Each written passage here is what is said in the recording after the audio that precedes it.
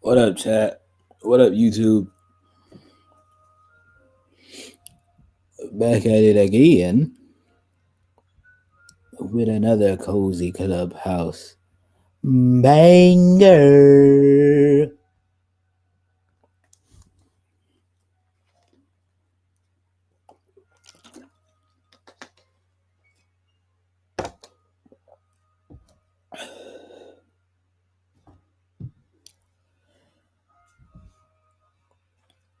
Episode number 17. Didn't think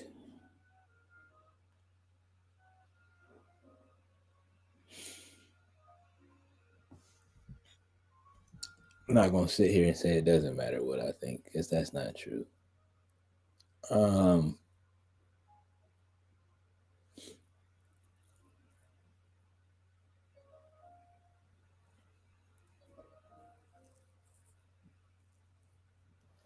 Be 100% honest, I didn't know what to think, though,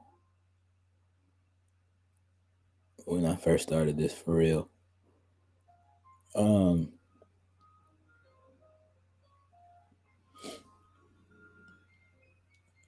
just started it because I felt like I had a lot to say, or not felt like. I feel like I have a lot to say.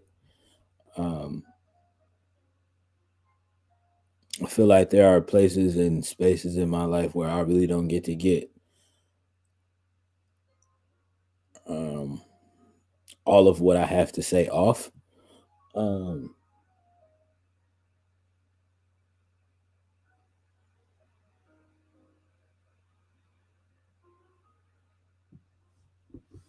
so I think to be able to do this for 17 episodes straight,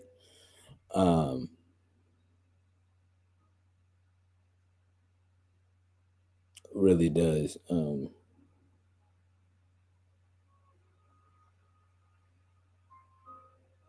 hit different, I guess you could say.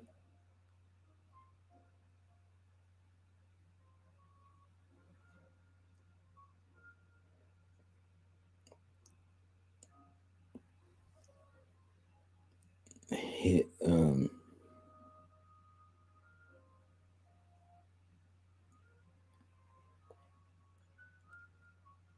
it hits in a crazy way for sure. A good crazy way though.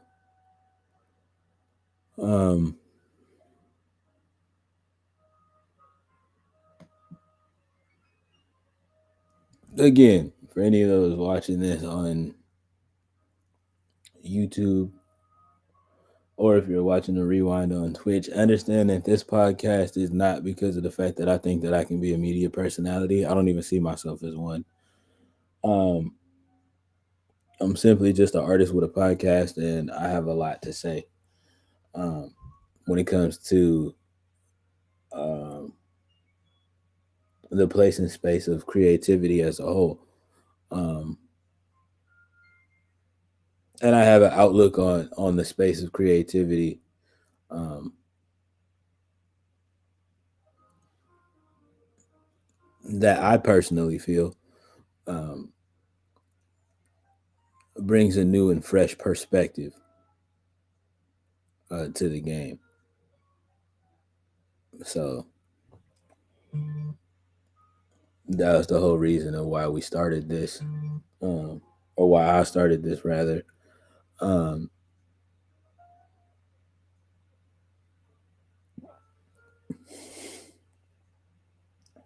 and to now be 17 episodes in doing it, um,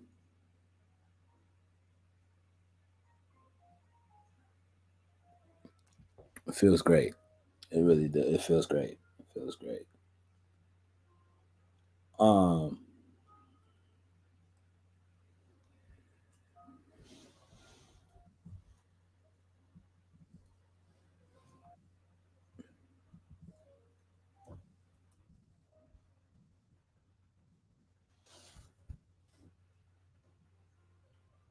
real quick, church announcements for both the Twitch and YouTube side.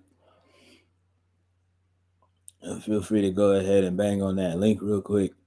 Um, the Darkside Diaries EP is out now. Go get that. Go grab that.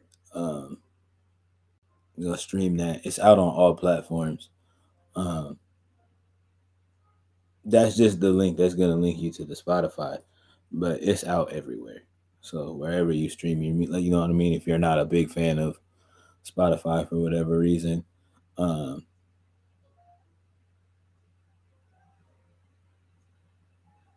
it's out on all platforms. It's basically all I'm gonna say about that. Go get that. Go forth and stream that.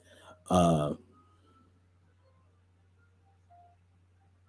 go share the love on that. Um,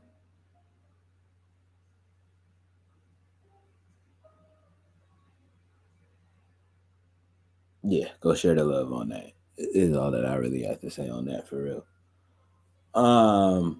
What else? What else? What else? What else? What else? What else? What else? What else?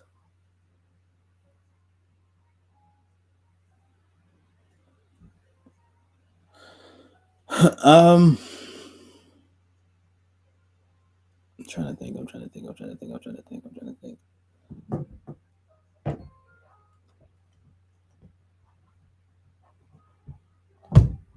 Um,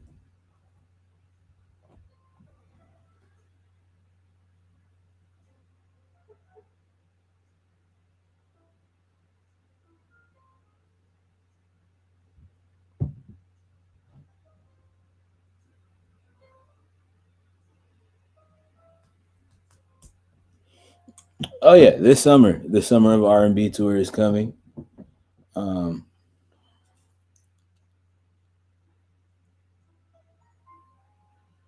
if you live on the that's specifically for my left coast viewers.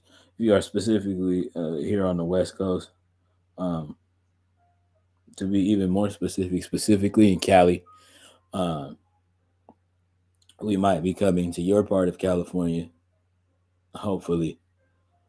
Um,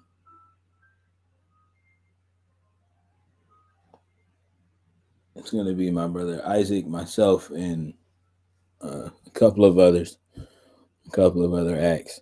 Um, more names will be announced and things of that nature once some more stuff gets solidified and locked down. Um,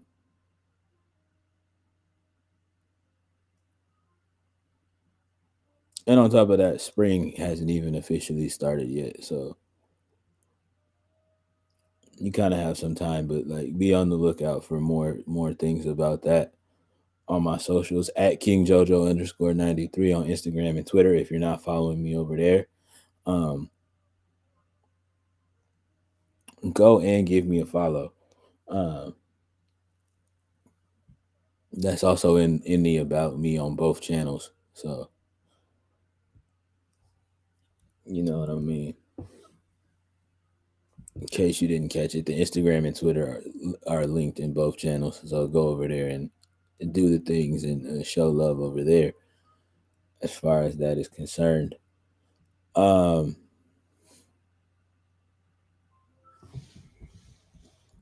or also,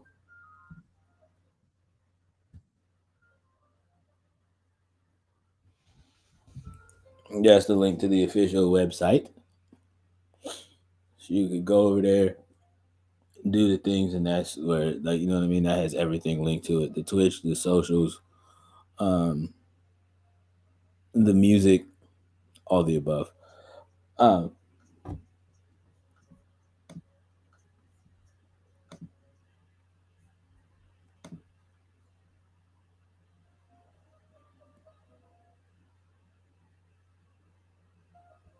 yeah,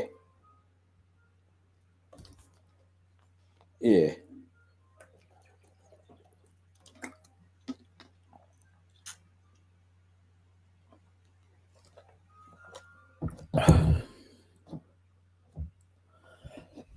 Um,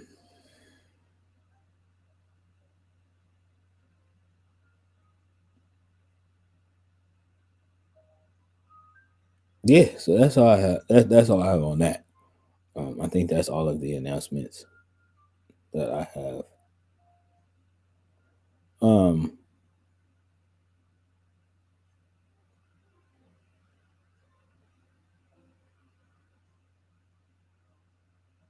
I'll run back through them again at the end.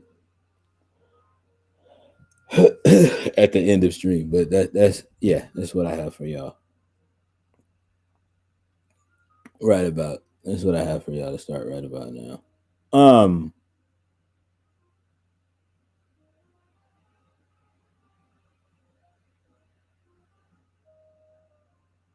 getting straight into it as far as sports news is concerned. Um,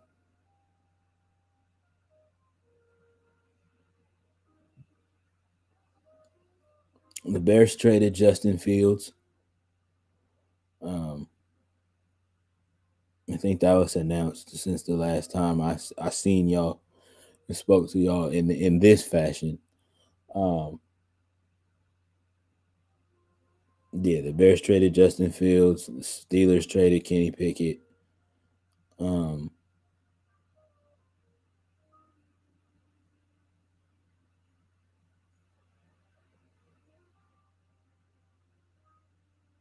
yeah, we talked about Russell already. We talked about Russell Wilson. So there's that. Um,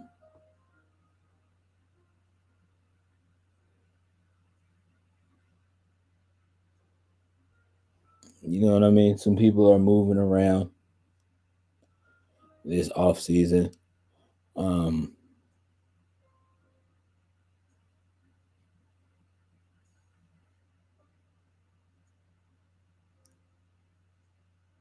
Joe Mixon went to Houston. So you know what I mean? Shout out to him, and you know what I mean. A shout out to him and best endeavors out there.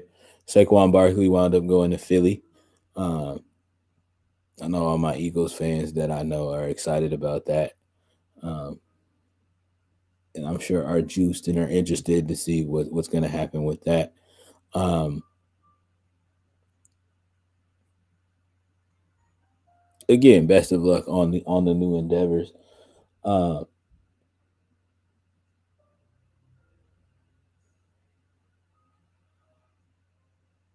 the more important one that I see was just announced on the Saints page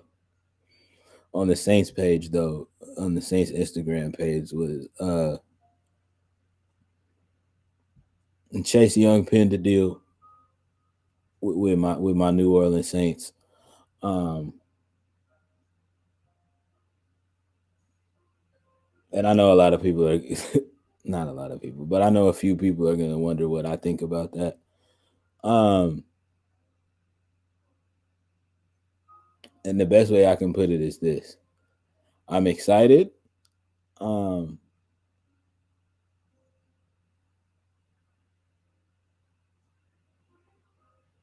because we get some younger energy on that defensive line. Um, now I feel like Cam Jordan doesn't have to do all of the goddamn heavy lifting. Um, in that aspect. Um, yeah, I like how I like that. Yeah, I do. I like that. I like that yeah, he's a bit younger. So we get some youth on that defensive line, which I like. Um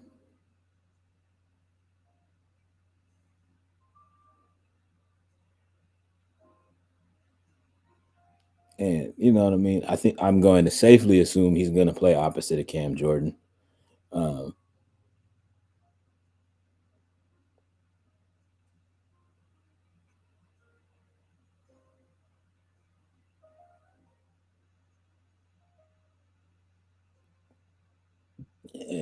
so you know, that's a thing there. Um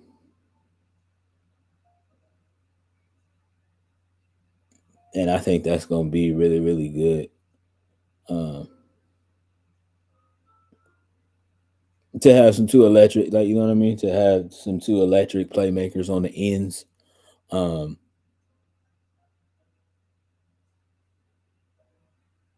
especially with the fact that both of them have kind of like two different styles of the way that they handle things, um, or the way that they go about things, rather. Um, so yeah, I'm juiced. I'm excited. Um,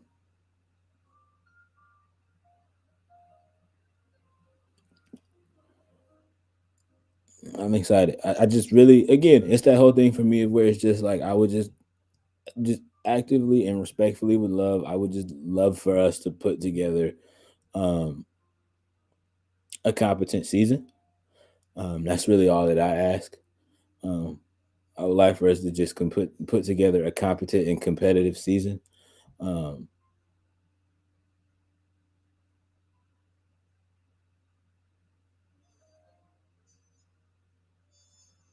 because even though in my heart of hearts, as true as I think it may be, I'm tired of hearing the narrative that um, New Orleans hasn't been the same since Drew Brees left. Um, again, as true as it may be. Um,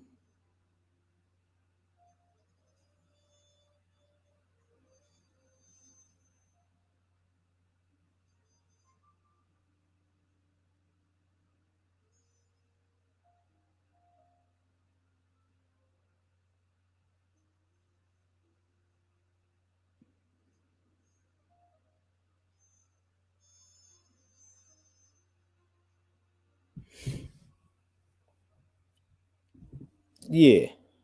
Um, oh, and another thing is a lot of people want, well, a lot of my fellow Saints fans want to know my thoughts um,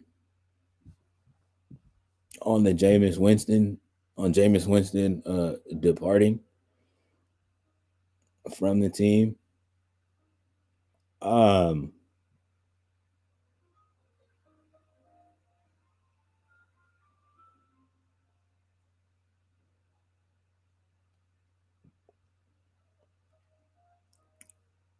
I mean, I've said it before, and I'll say it again.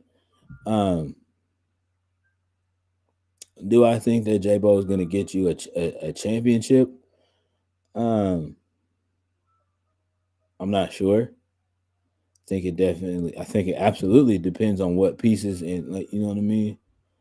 What pieces you have around him and what your defense looks like. Um, for sure. Um,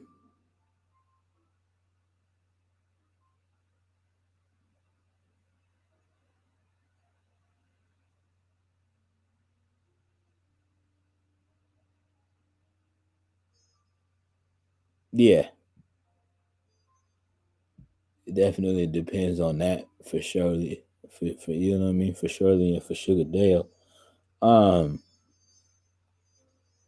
but it's also that thing of where actively again, I've said it once before and I will say it again. He, you know what I mean. Before y'all do like y'all do, um, he kind of needs another opportunity to lead a team before I can actually definitively say, oh yeah, he's not good.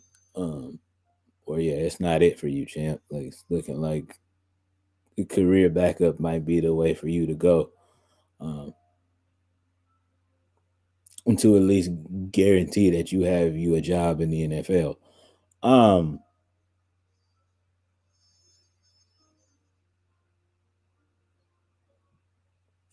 but it's that thing for me where like I actively believe he could still go. Um, and I don't remember what team he went to, but he now has the opportunity to showcase the fact if that's true or not. Um,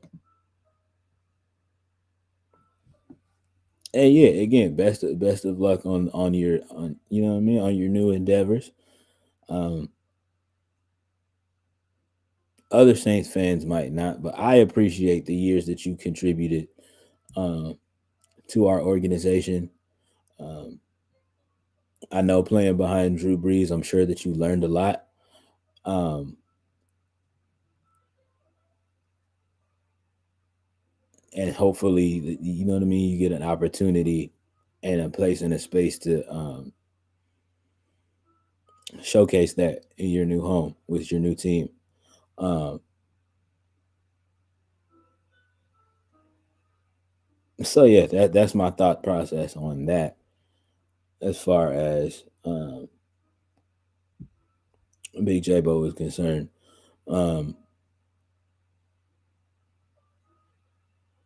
and again, man, like y'all gotta we gotta stop the Jameis Winston slander, man.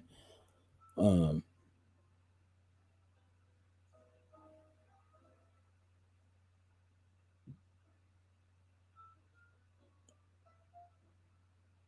and it's also that thing of where too. Sure, I'm probably not as active of a sports fan as I might have been when I was younger.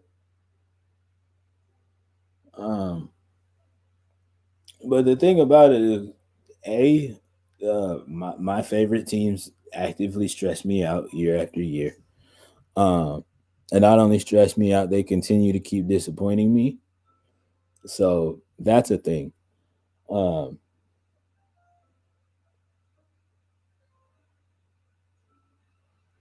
yeah, so that's a thing. A, B,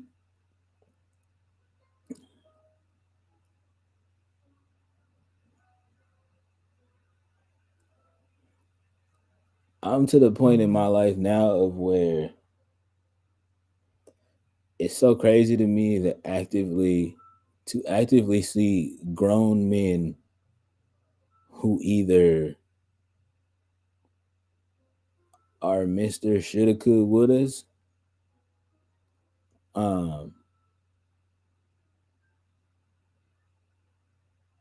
or people who could never play the hey good sis, how you? Um,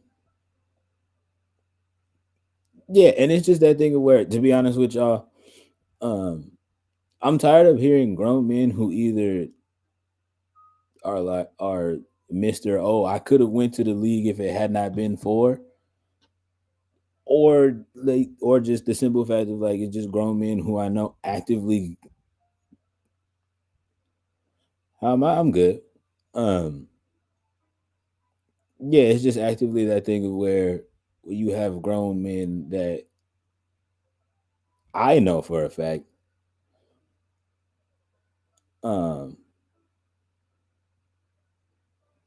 let them live in the past. I mean, you could do that, but it's that thing of where you gonna sit there and actively be like, "Oh, such and such is trash." Bet you go out there and like, you know what I mean.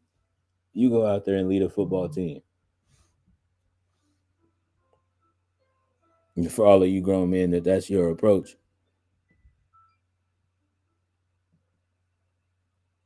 The such and such is trash. Bet you go out there and guard LeBron James for 48 minutes.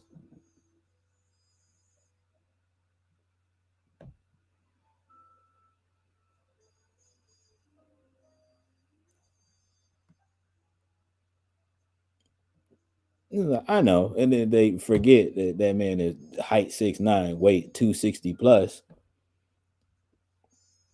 and he can still jump out the gym at 39 years old. So it's just like, and I know everybody's excuse, oh, that's not fair. He's an exception to the rule. Yet and still, you think such and such is such a bad defender, you guard LeBron. You think such and such is such a bad quarterback, you go out there and play quarterback. You think such and such is such a bad defensive back, you go out there and stand in front of Tyreek Hill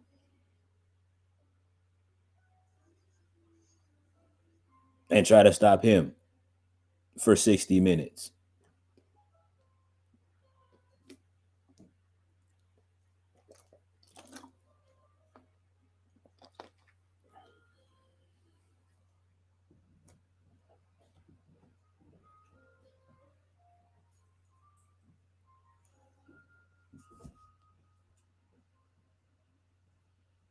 Actively my point.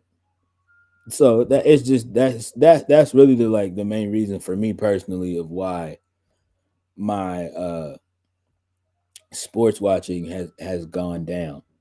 Um it's not that I don't still actively care about sports or like I don't like have a love and affinity for sports. It's just that thing of where it's just like I've come to realize that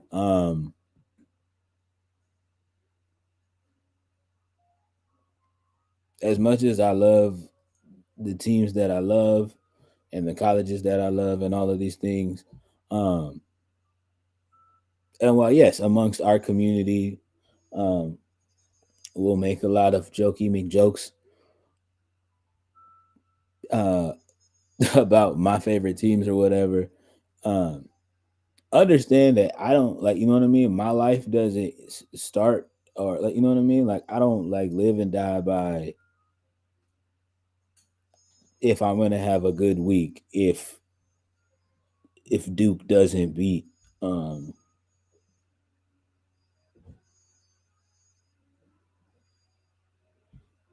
if Duke doesn't beat that other team from Carolina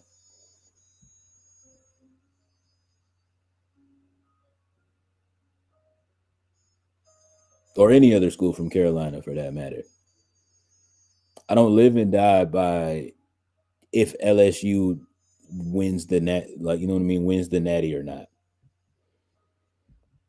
As much as I love, like you know what I mean, much as I love the hell out of me some Tigers, and that's the home team, like you know what I mean, that's my hometown school. Um, I don't live and die by that. I don't live and die by the fact, like you know what I mean. If the Saints don't win a Super Bowl again in my lifetime, that it's not the end of the world for me. If the New Orleans Pelicans never win, y'all get where I'm going.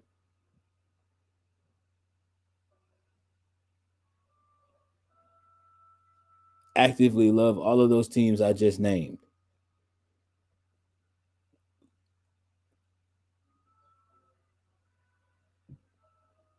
But again, it's not a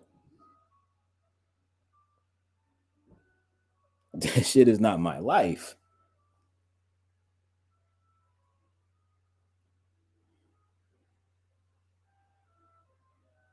Cause it's the thing for that of where it's just like y'all sports fans are like that. Y'all will actively right, but some people have no lives. So their only happiness is that and that's their only which I mean, that's cool, but it's also sad. You get what I'm saying? Like that, like that's the whole thing for me. Where it's just like I get where you're coming from, and like it gives you that kind of like level of escapism, um, and things of that nature. But it's like it's also sad that you know if Texas A&M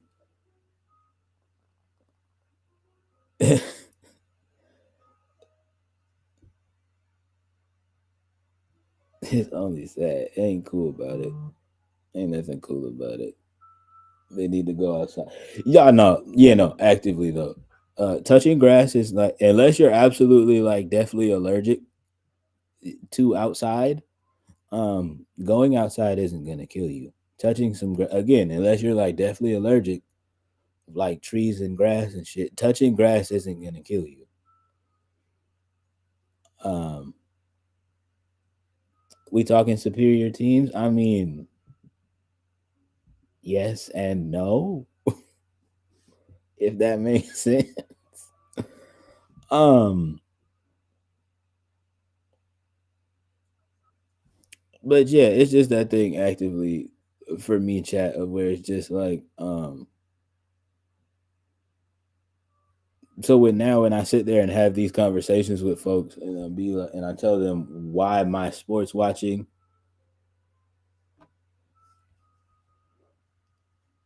has changed, like you know what I mean, that conversation kind of gets weird because it's that thing for me where it's just like you will actively every Sunday for now 18 weeks straight plus the playoffs watch a bunch of grown men who don't know you from a can of paint, um with their jersey on like a little fangirl, um screaming and hollering and cussing at your TV. um and again, I do the same thing too, so like only when only actively when something stupid happens though.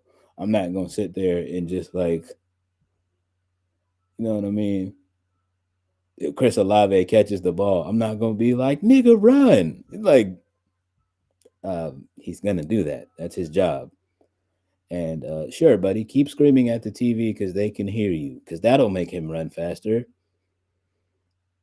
You know what I mean? Tariq, you know what I mean? Tariq Hill gonna catch the ball and be like, "Oh, let me run," because Jerry at home screaming at me on the TV to run faster. So let me turn on the boosties. Like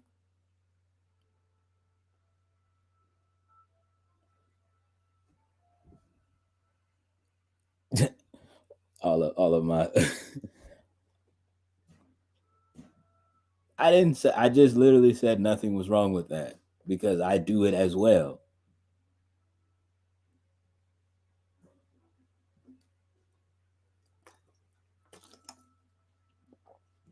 So so if you feel attacked, I also attacked myself. So you're not alone in that regard. Um,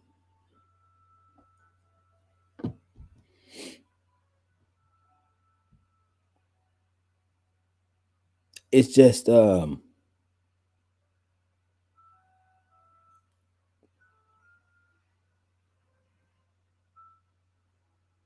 oh, you yell for them to run? Yeah, they can't hear you, love. Um, he's not gonna run any faster. I promise you, as fast as you're seeing them run on your screen, he's running full speed. They are running full speed. That's all they got. Like,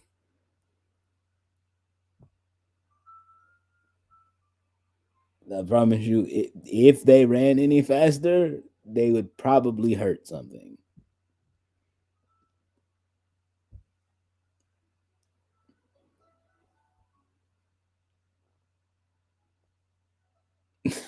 You see, and then and it's like, nah, don't do that. Hit him, get him. Why aren't they getting him? Because he can't hear you. He can't hear you.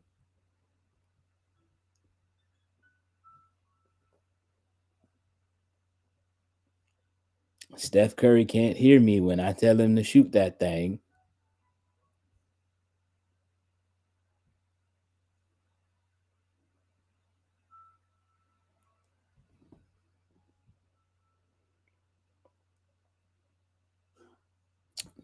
Still love you, Steph. Um,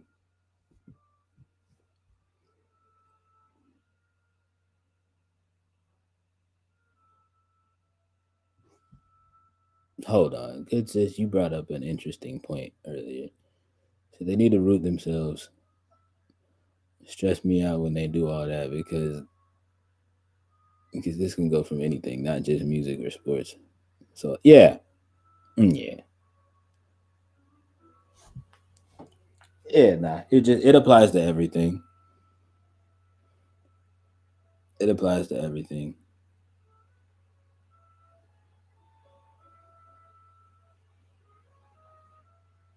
Y'all weirdos that be watching every Kai Cenat stream and be screaming at your laptop when he about to get off. Be like, no, Kai, don't leave me. I love you. Like, bro, he doesn't know you, big bro.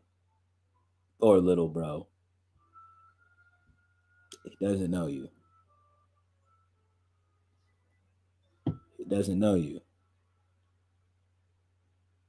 It's again just that whole like it's just the whole parasocial aspect of things that kind of like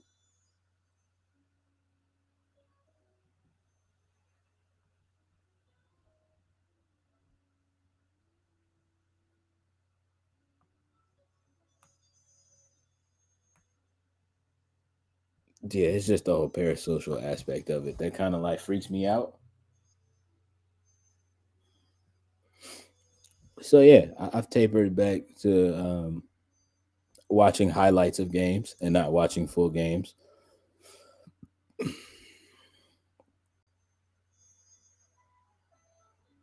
Not because I don't care, but it's just that thing of where I can actively think of like 17 more productive things I can do with 60 minutes um, or 48 minutes.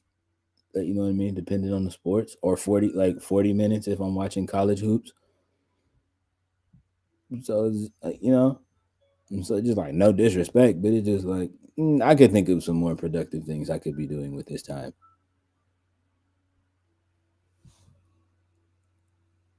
No tea, no shade, but it's just like,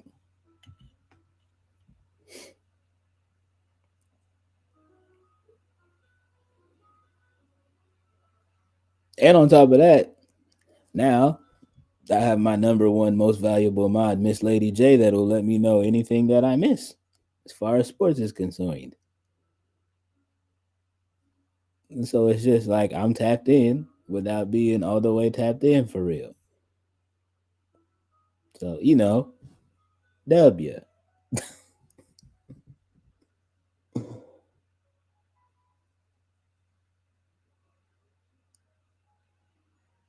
Again, yeah. But yeah, it's just that's where that's gone for me.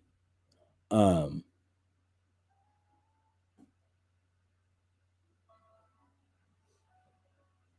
in a sense, yeah. So now it'd be that thing where like when Adam Schefter tweet something, I be feeling like Adam Schefter be late because I just get the news from you before Adam Schefter be tweeting about it. Sometimes, like, boy, you late ass nigga, like, get on your job, Schefter. No, I'm kidding. Um, shout out to Schefter. Shout out to the chef man. Um,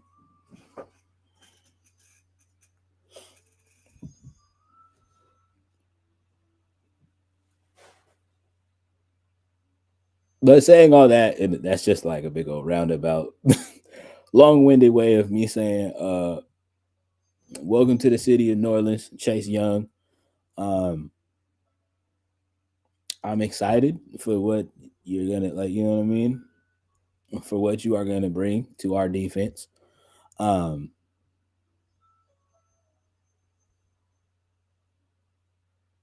I'm wishing you a very successful and healthy tenure with the boys in black and gold, and Yeah, big dog. Fall with you.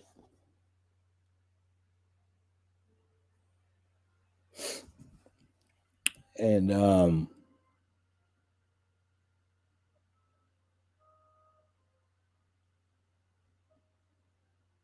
March Madness starts tomorrow. For those of y'all that did fill out a bracket, um, is it filled out? Are you ready? Um,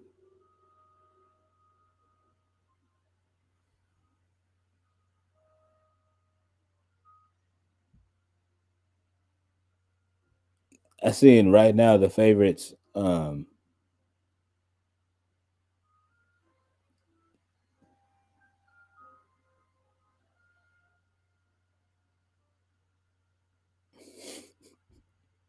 I did too. Um, W, W for the double up. Well, yeah, I see on ESPN. I believe it was either last night or early this morning. That I believe it was earlier this morning. I don't know. My morning is kind of blurry. Um,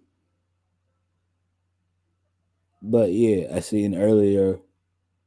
It was earlier this morning on ESPN. They said the favorites for the men are um, uh,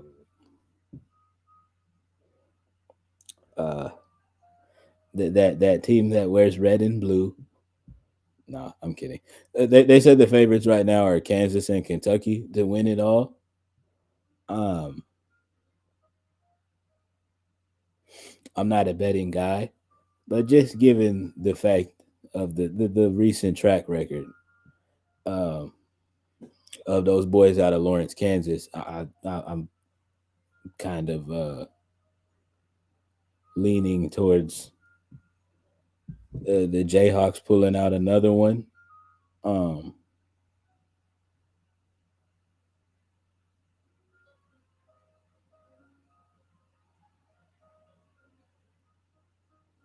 I mean, you never know. They might could turn it around. They might could turn it around. Um, I did see that. I did see that they didn't end the regular season or tournament play wasn't always the best. It wasn't the exact best. Um, but yeah, they definitely did not end out their regular season the best. But you know, it happens when you've been actively cooking almost half the nation.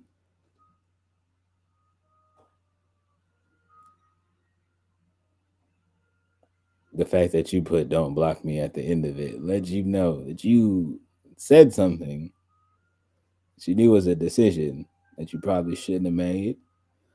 Um, but because I love you, and I need you as a mod in here, I'm not gonna block you. I am disappointed though in the choices that you've made. Um, you struck me as a person that made better decisions than that. Um, but it's fine.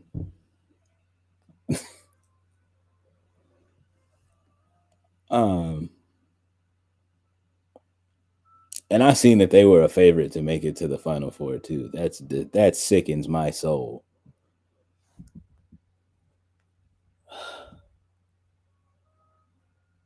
Gosh, I hate them so much. I can't stand them.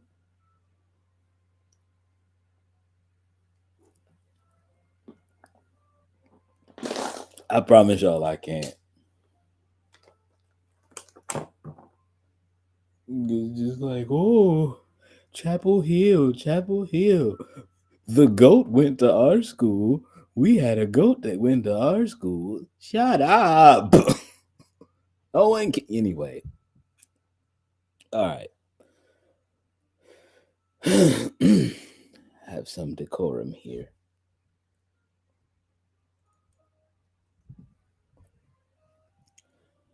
Um,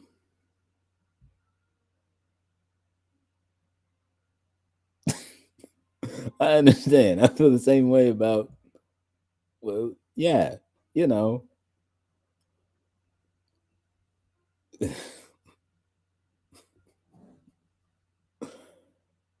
yeah.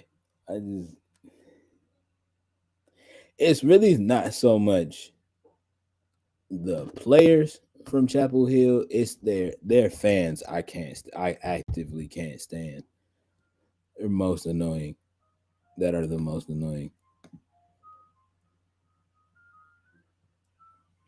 Not as annoying as Cowboys fans, but they're pretty close. Um,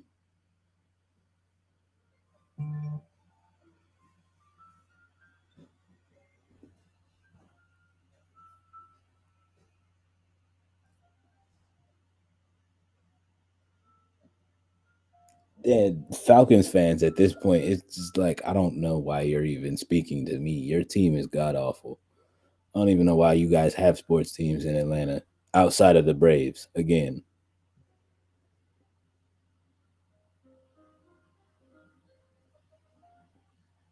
Bungles is hilarious.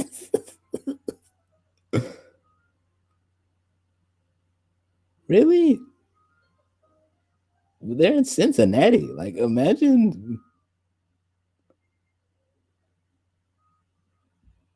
like, nigga, you're. It's like no matter how you spin it, you're a team in Ohio, nigga. Like, you should probably relax.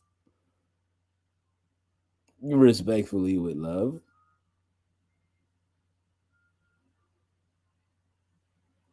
Oh, they still do that? Imagine doing that and your team sucks. Couldn't be me.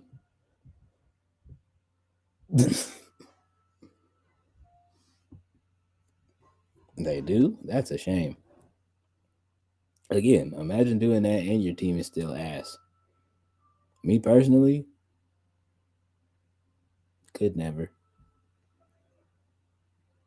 It's too much time. Too much time and dedication.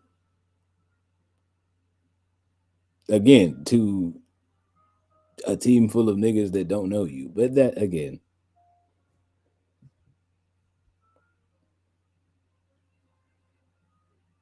nonetheless. Um yeah, nonetheless. But yeah,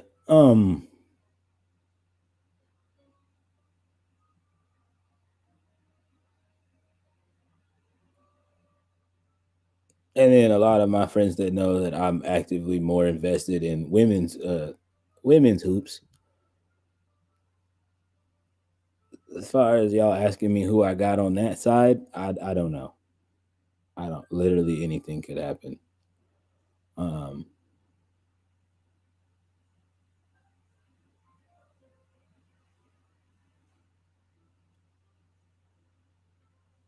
Literally anything can happen.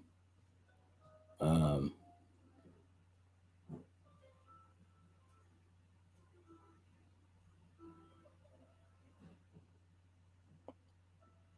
yeah, literally anything can happen with them girls.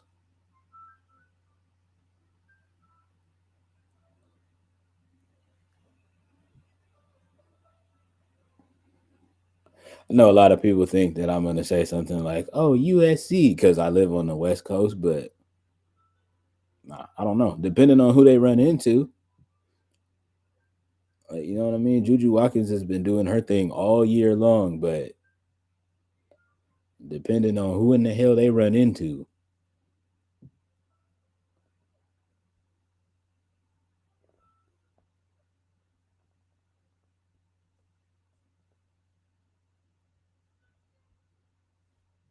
oh yeah, nah, it's definitely not a repeat. Um, Especially because my LSU ladies have kind of fallen apart. Um, before the before the fight at the conference championship. They were falling apart anyway. Um, yeah, they were falling apart anyway. So it's just actively that thing where it's just like I don't know. Um, I don't know. I don't see USC winning. I don't see South Carolina clutching it out. Uh,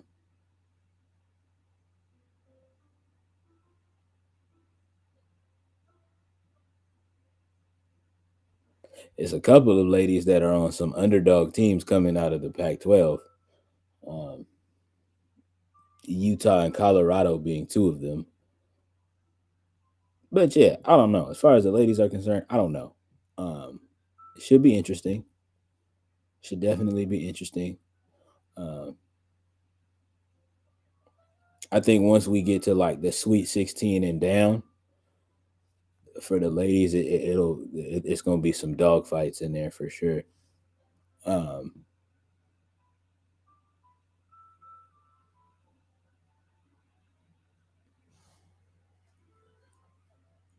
yeah, it's gonna be some dog fights in there for sure. Um,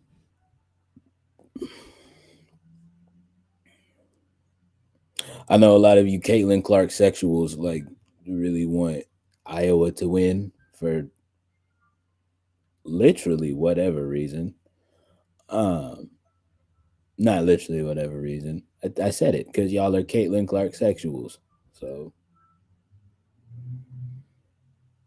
but it's just like, um, Caitlin Clark can't score 80 points the whole tournament. She can. That doesn't mean that Iowa will win at all, though,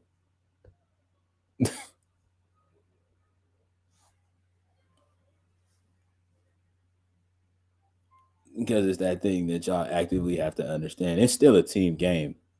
So, mm-hmm, mm-hmm. Right, right, right, right. Show you right. Show you right. You said gross. I mean, yeah, man. That's how they be.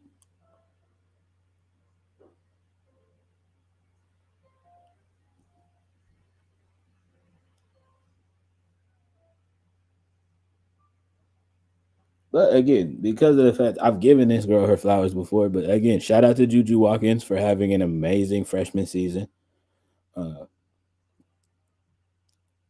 for having an amazing regular freshman season, and yeah, man, I'm excited for you.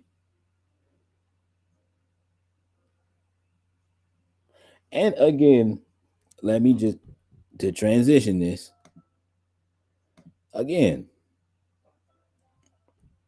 to you niggas that are like just now discovering that these female hoopers like know how to dress for real. Where have y'all been? And who do y'all follow on the gram or Twitter or whatever? Like, why is this becoming news to y'all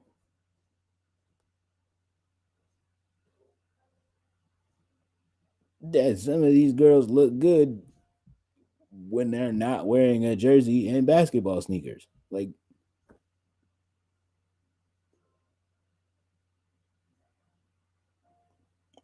why is this becoming news to y'all niggas? What are y'all doing with y'all lives? Get some help. Actively get some help.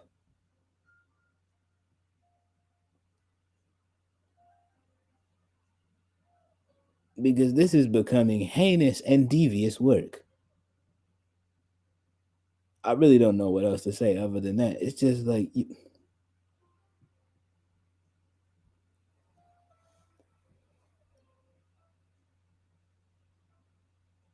hey, bro, why ain't nobody tell me Juju Watkins be putting that shit on for her tunnel fits?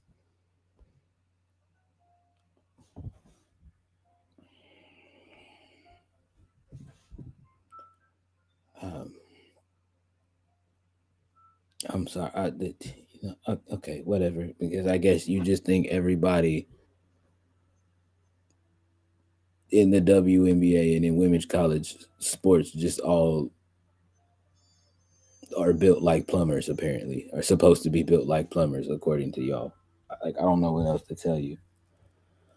Um, I don't know what else. I don't know what else to tell you. Um, y'all niggas are just delulu at this point. Um,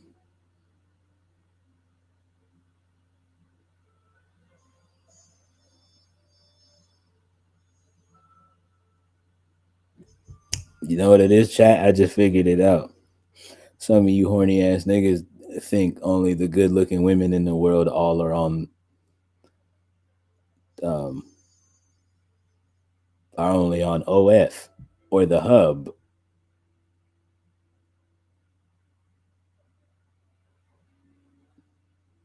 or that other site that I'm not gonna name.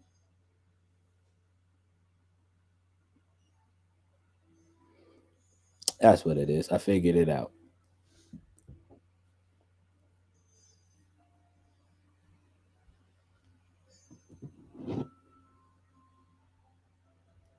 Which again gets back to my good sister's point earlier. Go touch grass. Go outside. And take your ass outside and go interact with some like actual human females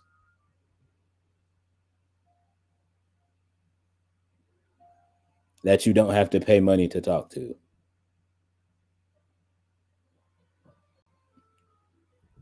Was that too much? Oh well.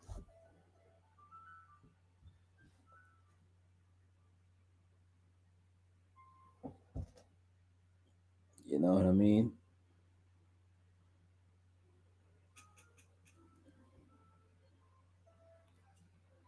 Y'all niggas Twitter feed be so full of cootie cat just sprawled across your timeline. Niggas is just like the niggas just like, hey, did you guys know that did you guys know that actually some of these WNBA girls are actually baddies off the court?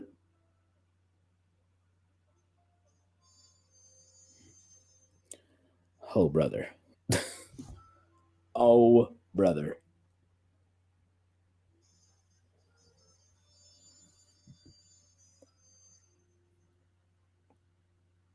Oh brother.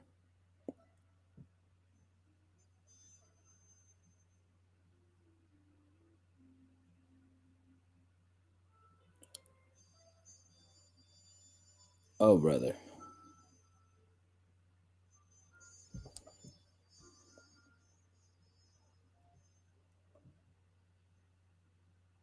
It's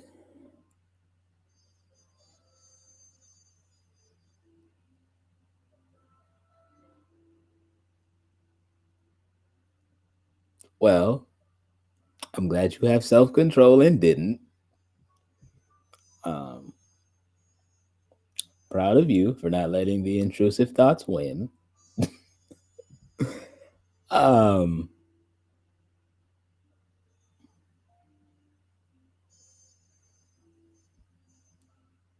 barely is crazy work. Barely is sick work. Um, nah, but yeah, for truth, chat. That's just that on that. Um,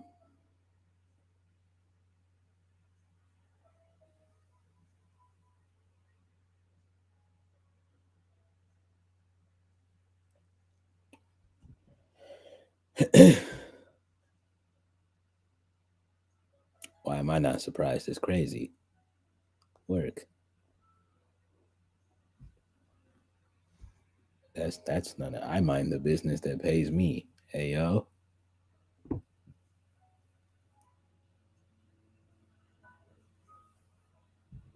again, Again, minding the business that pays me. Ah, what is my next point? What is my next point? I am actively, because we are about to enter into a space and place. Ah, yes, interesting.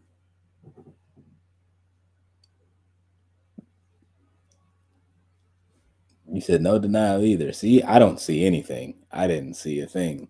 I don't even know what's happening. Um,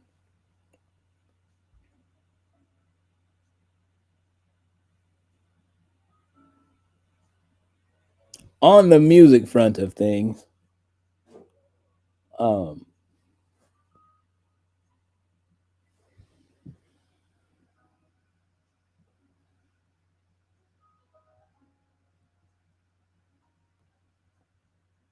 on the music front of things,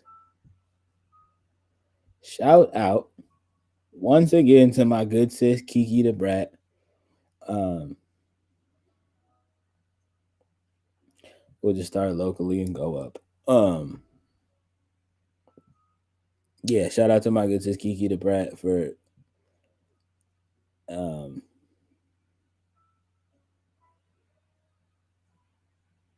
what's looking like you're gonna have an amazing first week. Um, not that it's about the first week numbers. Um, it's just about people listening to your stuff.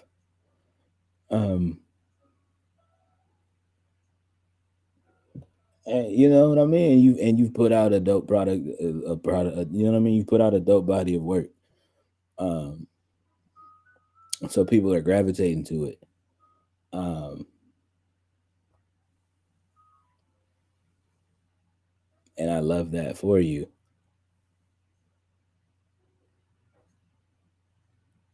So yeah, shout out to you, good sis,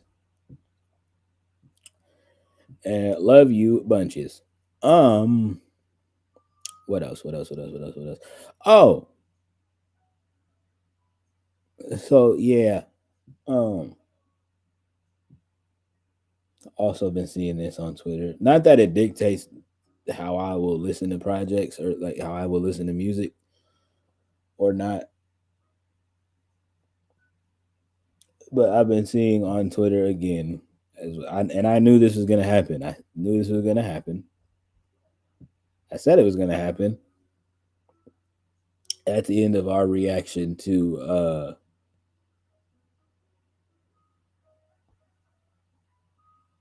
the Smile Again um album by Kyle.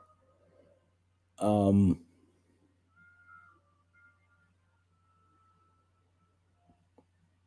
by industry standards, not so popular, not so positive reviews. Um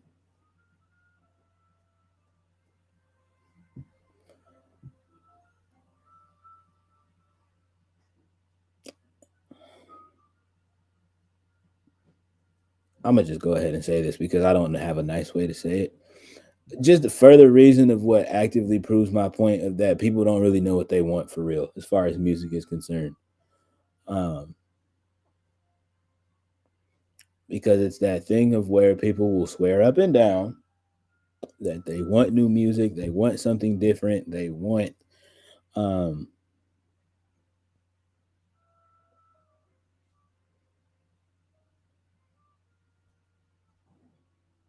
they want a breath of fresh air as far as creativity is concerned, and then when they get it they instantly shit on it. Um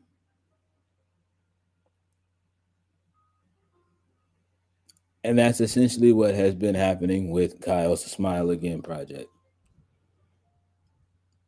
Um don't get me wrong, the streams on that thing aren't hurting from what it is what I looked at earlier. Um, so somebody's listening to it. Mm-hmm. Mm-hmm. Mm-hmm. Mm-hmm. Uh,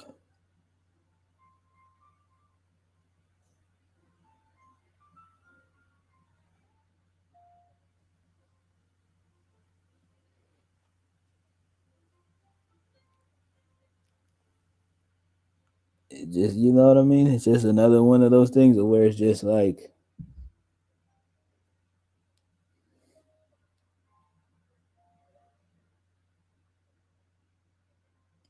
maybe in a couple of months or maybe even a year from now, uh, that project will really be appreciated the way that I think it should. Um,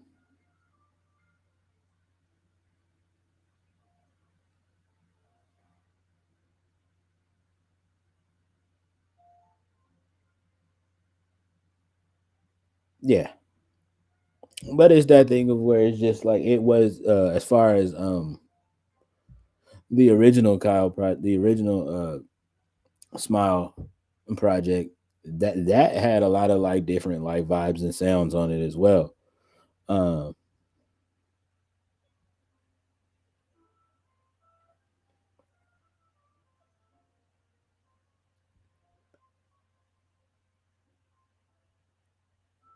and it's just like you know what I mean. It seems to be like that's kind of just like what he's done it again with Smile again. Uh, the main thing to it for real chat for me at least is that thing of where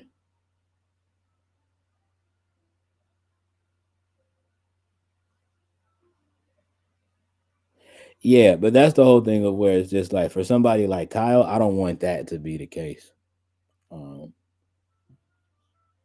because he's a really dope dude. Um, and he's super, you know what I mean? He's super cool. Um,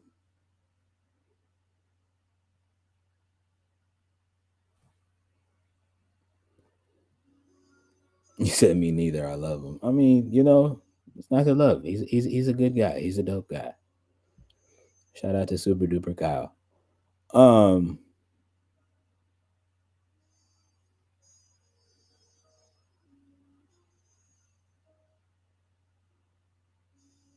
and he's also a gamer for real.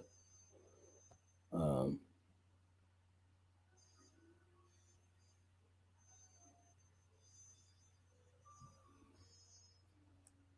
what was I gonna say? Ah, yeah. Um, but yeah, it's just that thing of where, um,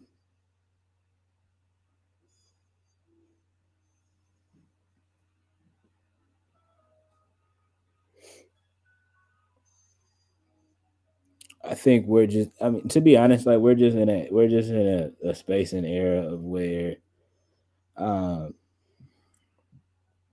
the more nasty, the more ratchet, the more um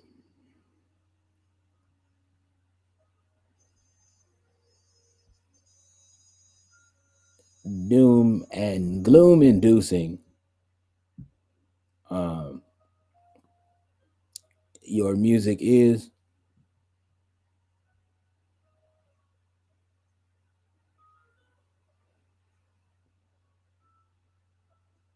how can you um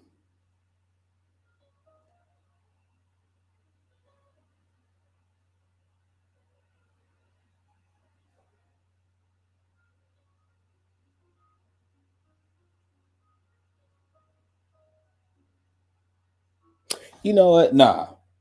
You came in and you obviously wanted the time of day, so I'm gonna give it to you, good buddy. You come in, first time in the chat. First of all, you didn't say hello, so you've already fucked up there. Um, one. Two, you asked me that question like I'm gonna actually give you advice on how to pass a drug test. You want to know a good way on how you pass a drug test? For starters, if one is coming up, maybe don't do drugs right before having to take one. Genius. Respectfully, but you know what I mean? Maybe we don't do that.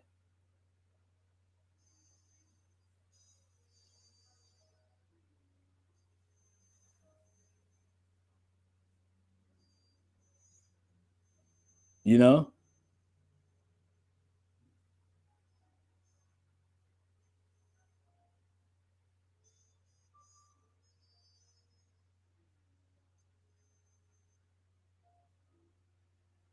that as well. You came on Twitch to ask for that advice. Google don't work.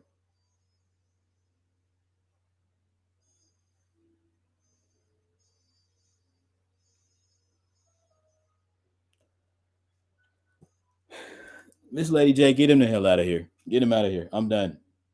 I'm done. I'm done with it. I'm so done with it. Because it's just like,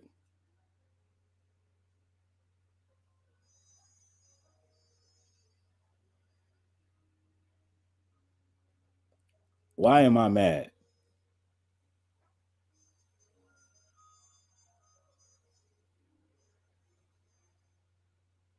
Look at yourself in the mirror first. And then, like, you know what I mean? Go back and read your first comment. And then, you know what I mean? And then maybe think about why I'm upset. Because I promise you, I'm not mad. You would know the difference. I'm upset. I'm not mad. You would know the difference. Trust and believe that.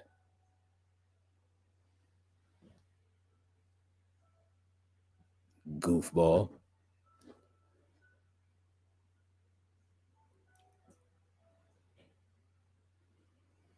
Now I forgot my thought because of that foolishness. That's why I'm upset.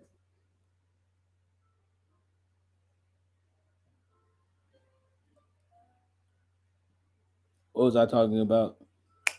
The Kyle Project. So yeah, just so the thing about just the current state of music right now is that there's so much music. The more popular music is a lot more like doom and gloom inducing. Uh,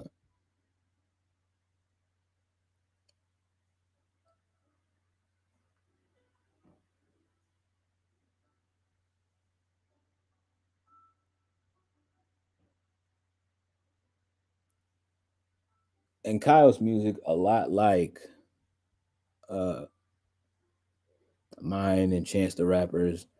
Um,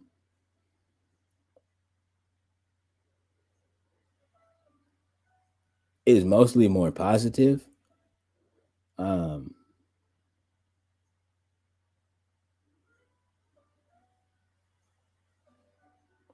yeah, it's a lot more positive.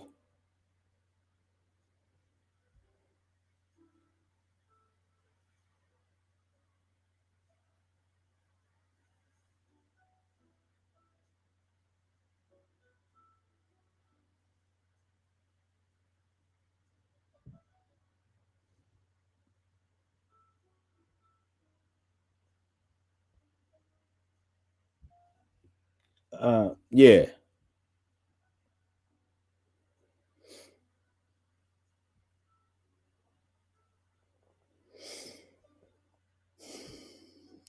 Give me a second.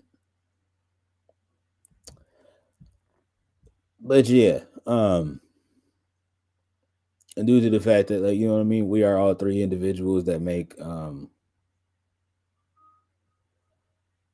lot more uplifting and positive. I mean, there are others, but you know what I mean. You know what I mean. You have individuals like ourselves that make a lot more generally positive and uplifting music, and for whatever reason, like, you know what I mean, we're in a state in a place. I'm not gonna say like people don't like it, because obviously you all as individuals listen. Um,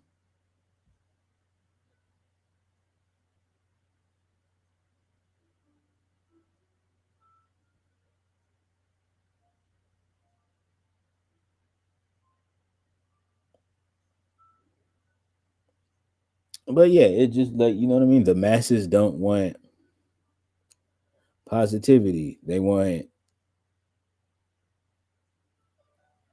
or at least from what it seems, it's from what it seems that it becomes popular. seems to be a whole lot of negativity and foolishness. Case in point, what we just had to experience.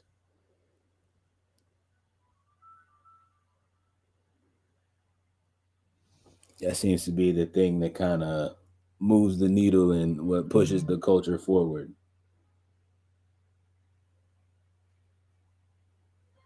nowadays. Um,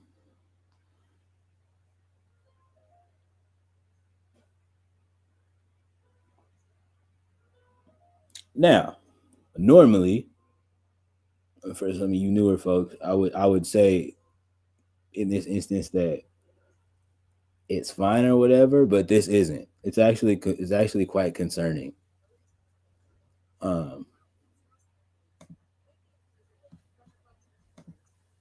it's quite literally actually quite concerning.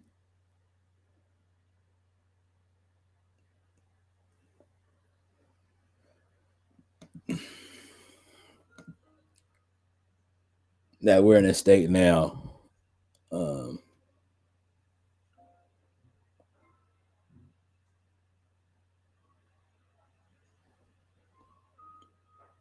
where musically the most popular stuff like has to be negative for it to get bigger numbers, um, which is saddening. And as far as on the content side of things, of where it's just like it's that whole thing of where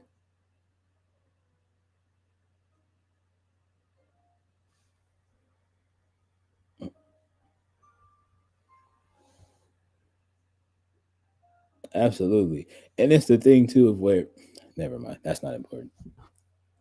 That's not important. Um,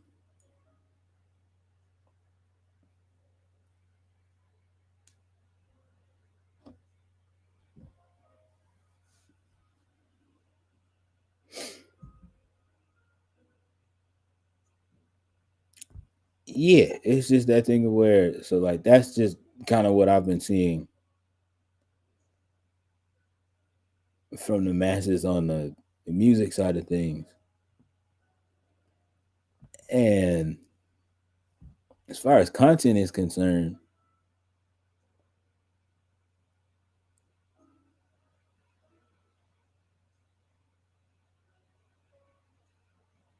if it isn't like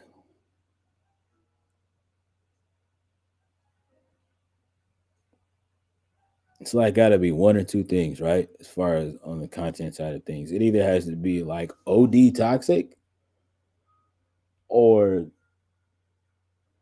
like OD over sexualized.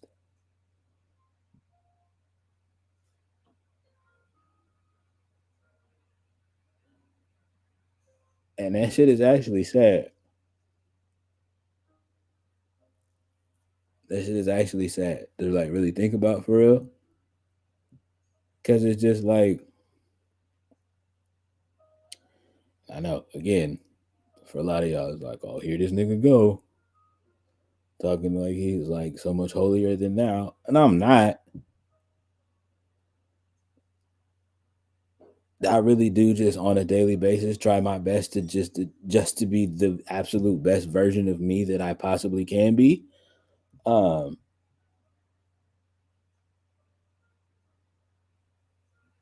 and I'm not saying it's easy, but I know for me it's easier to just actually live my life trying my best to love on folks.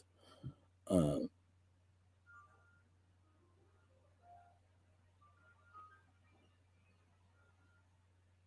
Rather than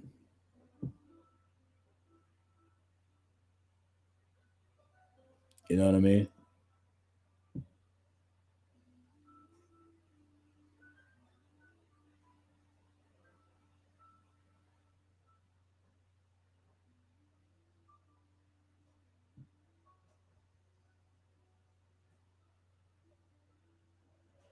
Yeah, but it doesn't have to be that way.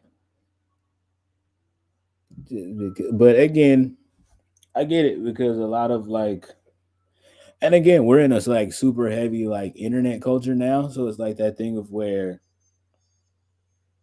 again, for a lot of my viewers that watch me that are like under the age of like 20, um,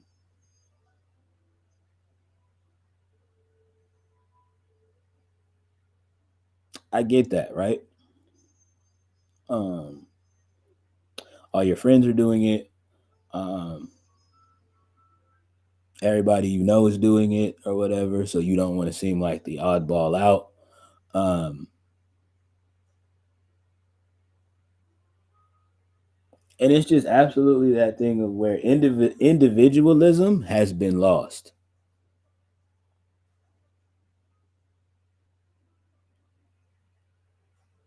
And that kind of blows. Um, not even kind of, it really blows.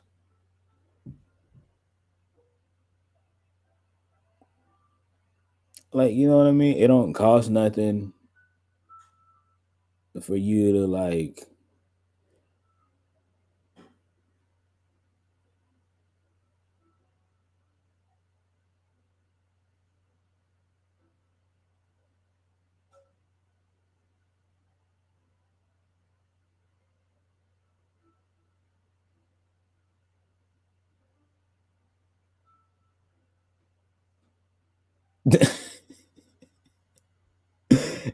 It's fine. It's fine.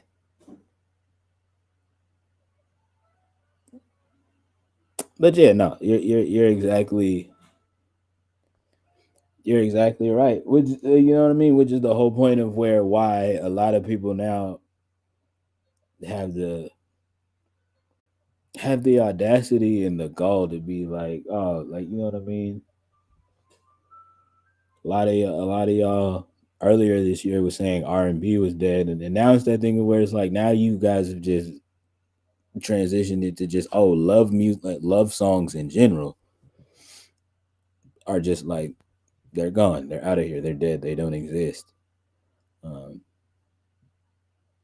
like, you know what I mean? If you're not making music about drilling or killing, then like you know what I mean, that shit not gonna get no play. Um,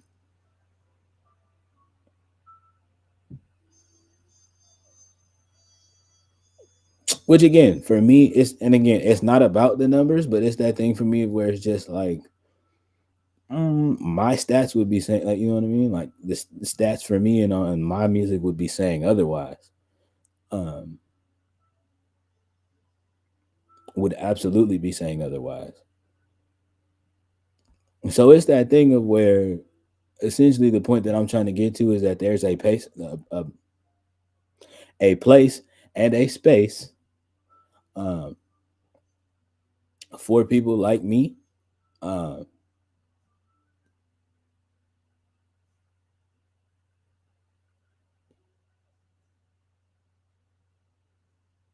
it's just really a matter of, in all honesty, we just have to get back to promoting individualism. Um, I get it. The big thing now is that y'all want to be like everybody else. Um, not y'all in chat. Y'all, the masses. Yeah, me breaking the fourth wall, pointing at you, the kid in your living room listening to this. Yeah, you want to be like everybody else. Lord knows why, but you want to be like everybody else for whatever reason, because of the fact that,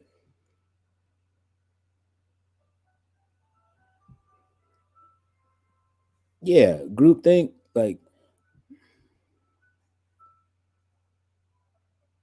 the only time the hive mind activity like really works is for like insects, like ants and stuff like that. We as human beings have this thing called free will and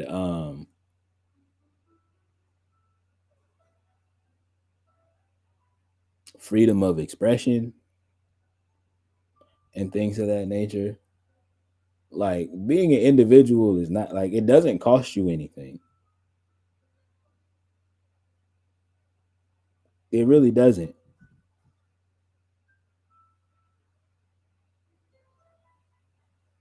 again, I know a lot of y'all gonna be like, "Oh, here Unc go,"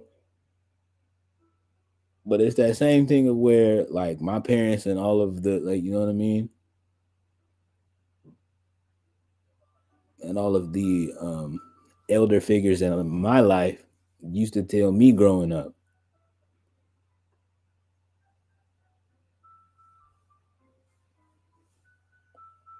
if you lose friends because of the fact that you want to be different than everybody else, then them niggas wasn't your friends in the first place. Them little niggas ain't your friends.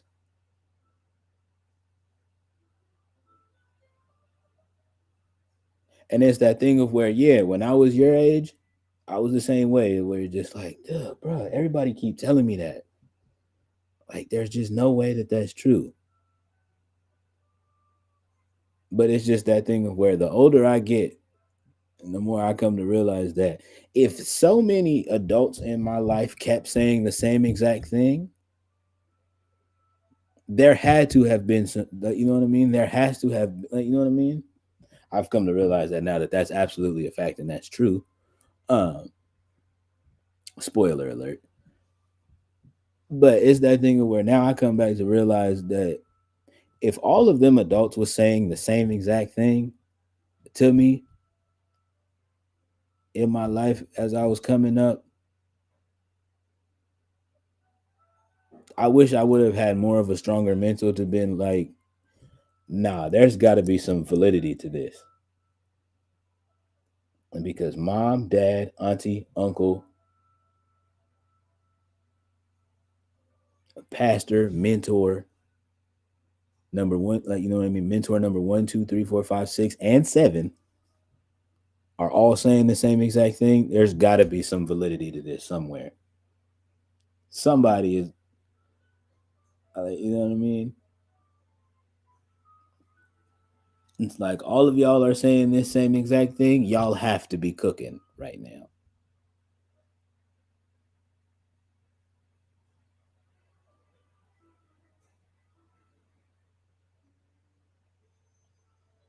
And come to find out, you know what I mean? That they were absolutely right.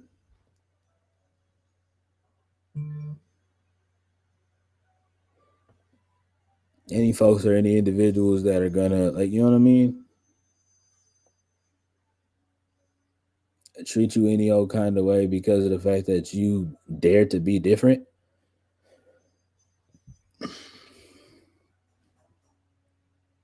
your real ones and your riders will actually support you for doing that. Like, you know what I mean? Me and my case in point, me and my friends all don't always agree all the time on everything. But it's that thing of where I will tell y'all right now, actively on Beyonce's internet, y'all better not try not nan one of my friends. I dare one of y'all niggas to touch one of my niggas. I dare you.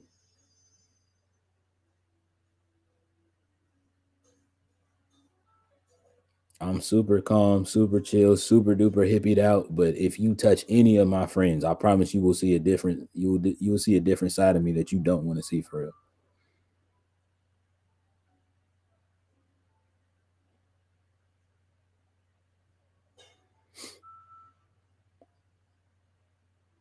Oh, but wasn't you and your friend Seer just disagreeing about some shit? Okay, that's between me and Seer. Mind your business.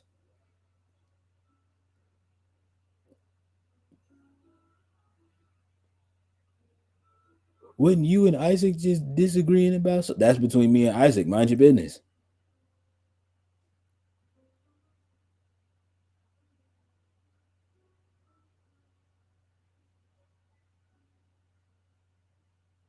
And that's what like having actual friends is like. Y'all don't have to agree on everything.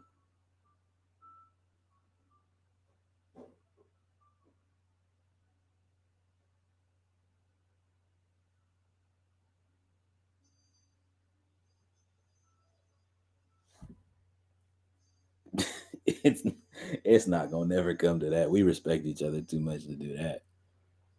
Well, nah, it possibly could, but I promise you, for me on my end, we would still be friends at the end of it.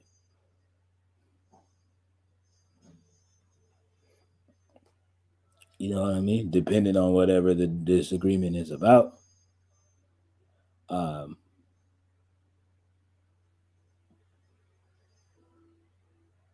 but you know what I mean? Oh, you talking about the ones who try your friends? Yeah, you know, y'all can come see me wherever. About that, I like that. Yeah, as far as that, I don't. Yeah, for y'all goofy niggas at that point,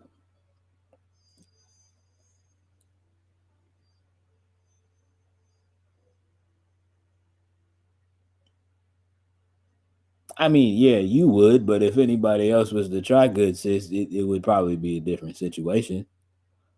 Um, you know what I mean? I'm sure it would actively be a different situation.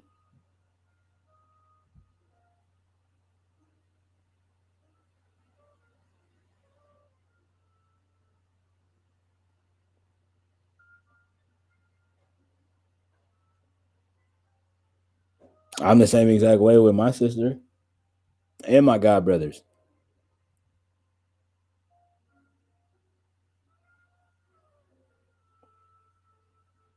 Give a damn if you seen me just having the most heated of arguments with any of them.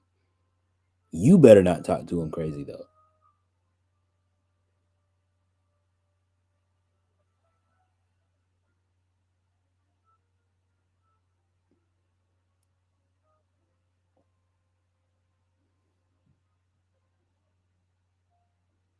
But the whole point is that, like, you know what I mean. The individualism has been kind of lost. Not kind of, has absolutely been lost in this era, and it quite literally frustrates me. Some days, most days actually, it's actively frustrating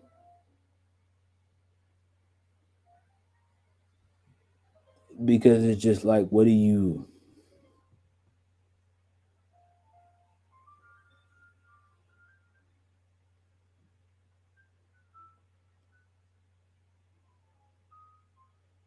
And this is a thing that doesn't just apply to music. This is a thing that just applies to life. What do you gain from being like everybody else?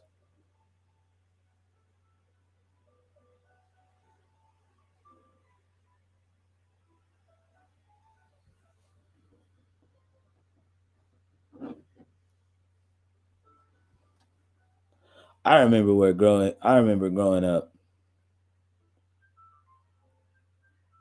You know what I mean? I remember growing up listening to music, and if niggas were sound alikes or copycats, them niggas was clowned and made fun of. Now it's celebrated.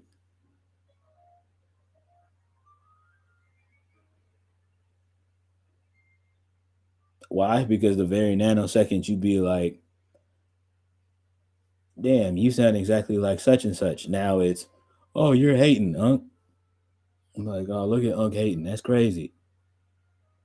Now I'm hating because I told the truth. Actively, you sound like such and such. You are dressing just like such and such.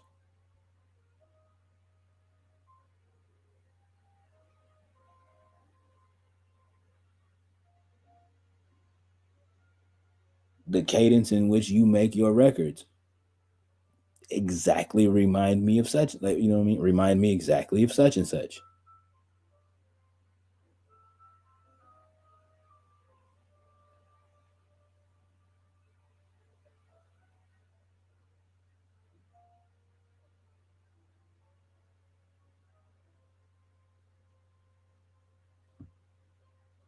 Again, there's this thing that goes around where people are saying imitation is the best form of flattery. Don't copy me. Don't imitate me.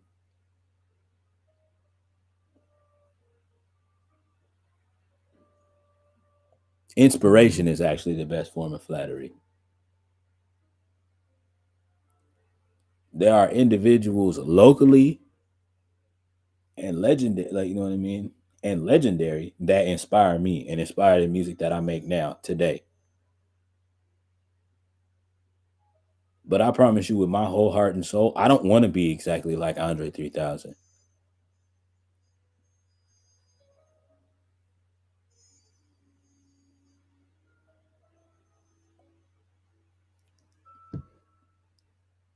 As much as people want to sit there and compare me to him, I don't want to be exactly like Chris Brown. I'm not imitating Chris.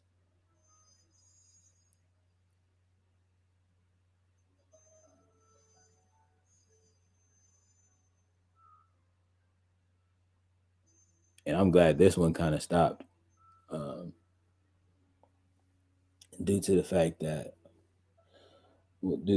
for obvious reasons. But you know what I mean. There are some inspiration. Yes, there are some things from Drake that you know what I mean that I get inspiration from. I don't want to be Drake.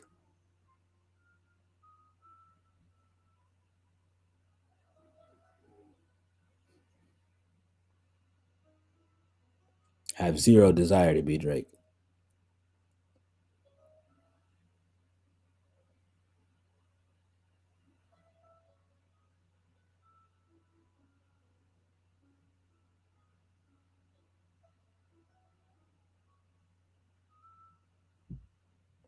I don't want to be. Again, I have things like you know what I mean. There's things about Frank Ocean that inspire me, but I have zero desire to be Frank Ocean.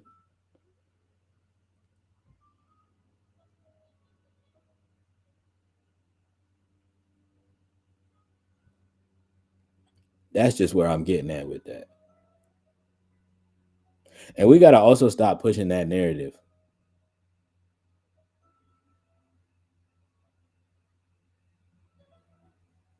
Like, you know what I mean? Like, oh, because, like, really, like, using your logical mind, let's really just, like, look at this logically. Imitation is the best form of flattery, according to y'all, the masses.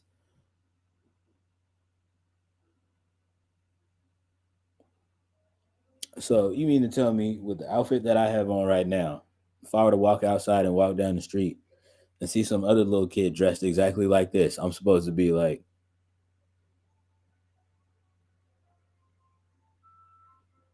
what I'm supposed to be like? Oh, that's cute. That's adorable. Look at little bro. No, I'm actively gonna walk up to the little nigga and be like, "What are you doing?" Actively, what are you doing? Like at this very second, what are you doing? Are you even using your brain? Like, why are you? Why?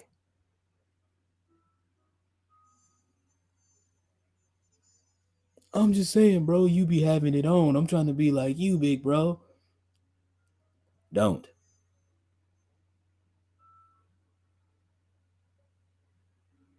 Why do you say that, Bambi? Because there's already, like, you know what I mean? There's already a me. You are doing yourself a disservice by trying to be another version of me. There's only one me.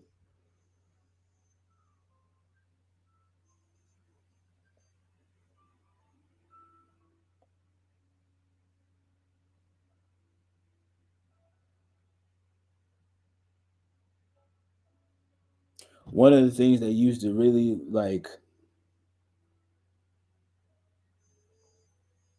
really mess me up early in my career was the fact that I used to really get down on myself about the fact that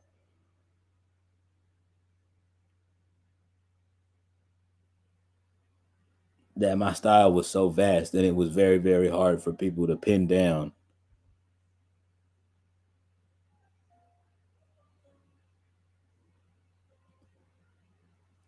Like, you know what I mean? It was very, very hard for people to pin down or explain you know what I mean? Or explain my style of music to other people. And they used to actually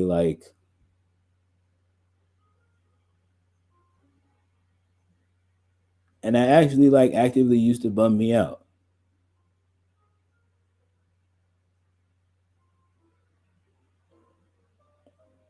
until I had a conversation with one of the artists here, with an artist here in the city that I look up to. Like, you know what I mean? You know what I mean? An artist that I look at as one of my goats. Personally, for me, like it don't got nothing to do with like numbers, stats, like you know what I mean, shit that he's done, like that don't have nothing to do with none of that. This man personally in my heart is one of my goats. And bro looked me dead in my face and said, "Don't you dare let these motherfuckers have you feeling bad about you being different."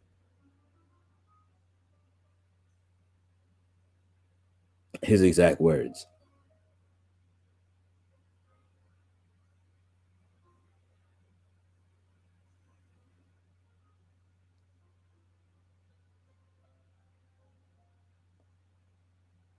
He's like, "You have influences, sure, we all do. The real music fans are gonna absolutely understand exactly and directly, like you know what I mean. Are gonna absolutely be able to pinpoint directly where you're pulling from, where you're pulling the inspiration from."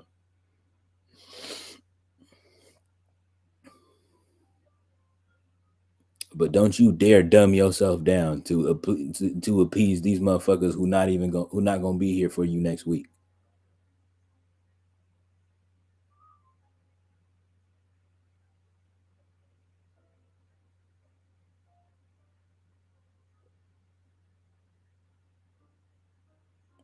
Second best piece of advice I've ever gotten in life.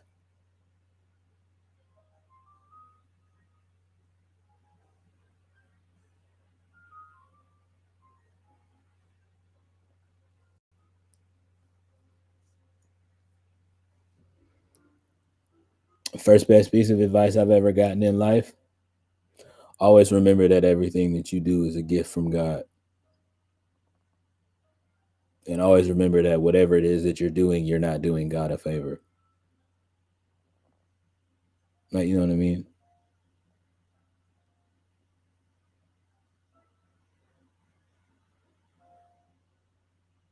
It was.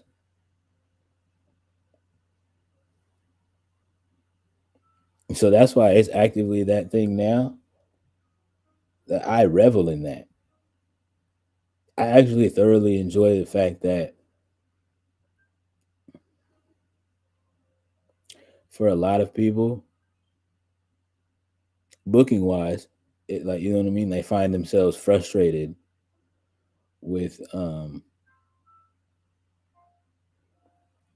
what other group of artists to put me next to because you can't just put me next to any and every old body.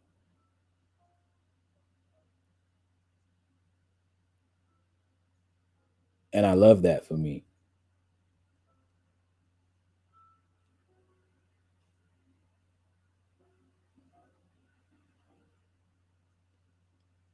And so to all of y'all promoters in the city, yeah, at one point I was mad at y'all that y'all wasn't ringing my line. But now actively I understand and I get it. Now that I'm actually at a point in time in my life and in my career where I can actually like look at myself and look at the kind of music that I make, and I've now come to realize that it's not that y'all actually don't want to book me. Well, some of y'all, that's probably the case. But I'm not talking to y'all right now. I'm talking to the individuals that like actually actively, like you know what I mean, to the promoters that actually and actively fuck with me. But you have a hard time because you don't know what lineup to plug me in with. I get it. It's frustrating on your end as a promoter because it's just like, cause it's like, well, damn, how do I market this here individual?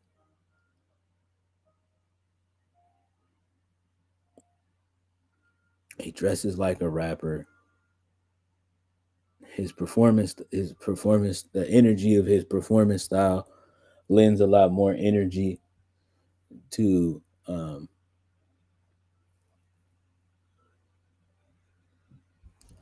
more of a hip hop show, but As far as the lyrical content is concerned, these are love songs that he's singing. This is love music that this man is putting out.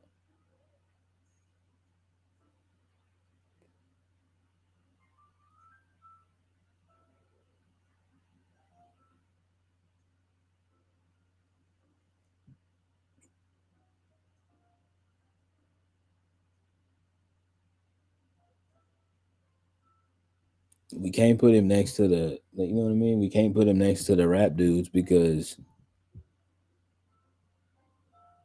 like, you know what I mean? Or we can't put him with the hip hop cast because it's not,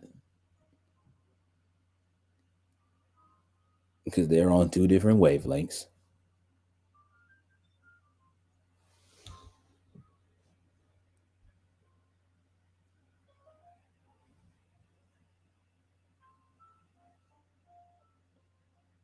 According to some people, I have too much energy.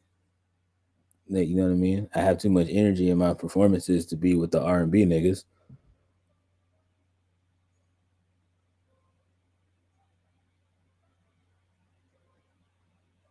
It's not true, by the way. Like, you should actively be booking me with more R&B. Like, you know what I mean? With more R&B, not even just R&B artists. Like, you should actually actively be booking me with more vocalists. It said not at all. Yeah, not at all. It's not true at all.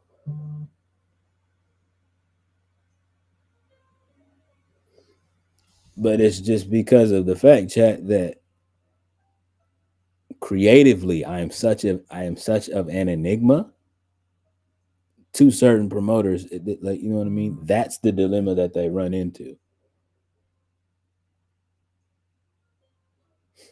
with working with me. Or just like, bro, we don't know who in the hell to put you with.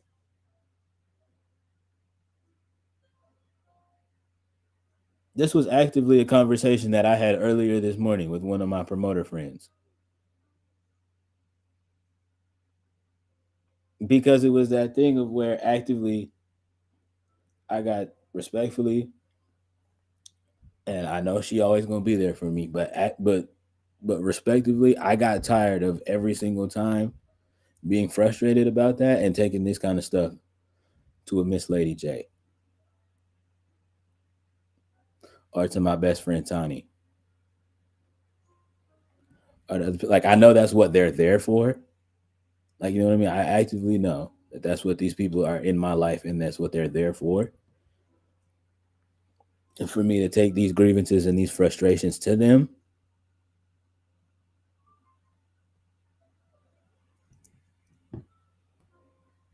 actively proves my point.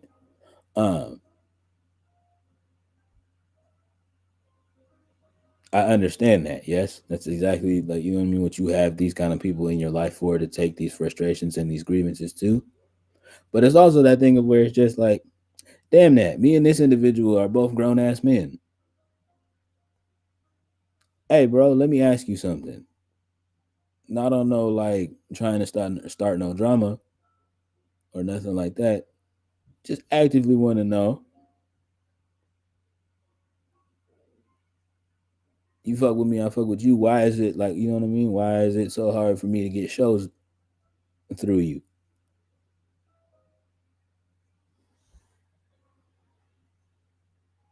He actively are off rep. He was like, to be honest, bro, I got nothing but love for you.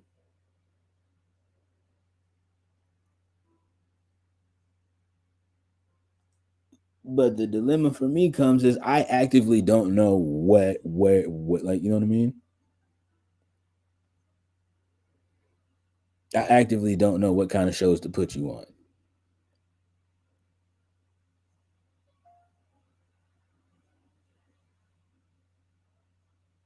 Like, you know what I mean? It's R&B music, but it's got pop, like, you know what I mean? But it's got uh pop influences, and there's some pop punk in there. It's high energy.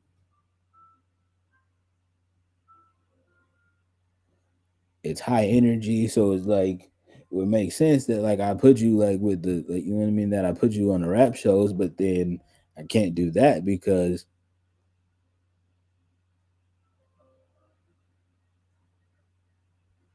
because lyrically it just goes a whole complete different direction after you get off the mic. Like, you know what I mean? It's a whole energy shift as soon as you get off of the microphone.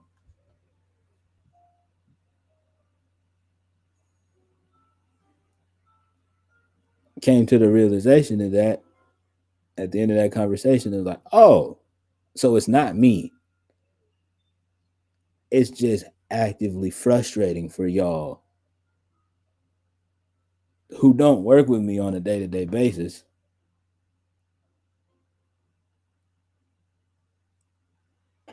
to, like, you know what I mean, to figure out who to place me with.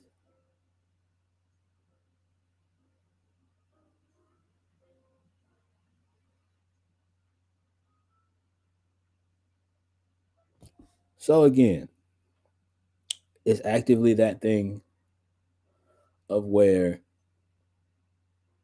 shout out to the Brody High Ups here. I said that I mentioned his name already as an example for something earlier. Um, but there's a conversation that we were having last week before the open mic. Um,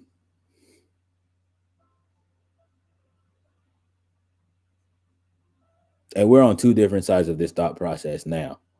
Um, you know what I mean? If with you know what I mean, a couple of months ago, I would have been like right there on the same side with him. Uh, but he's in that thought process now of where he doesn't.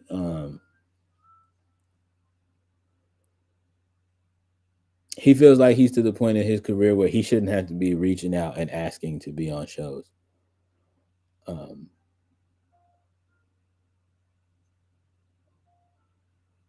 here in the city, we're not talking about, you know what I mean? We're just talking about locally here. That's his thought process on it. I know because of the fact that my musically, my music spans in so many different directions. I know personally for me, I have to do a better job of reaching out to people uh, that are putting shows together. I have to put myself out there and do the networking and do those things, right? Um,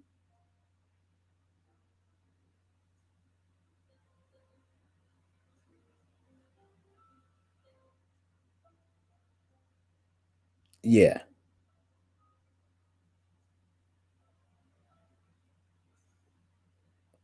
Why? Because of the fact that, case in point,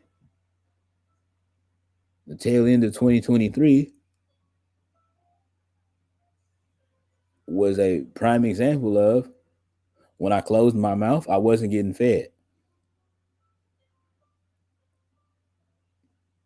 Folks wasn't passing me the rock, to throw a sports analogy in there. Coach wasn't putting me in the game.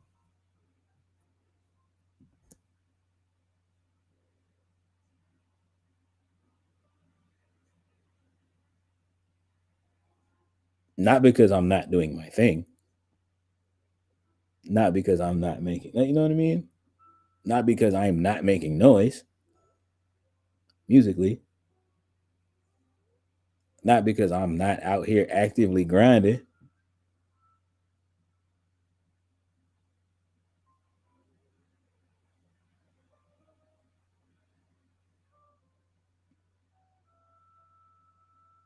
My music is just super creative. It's love music.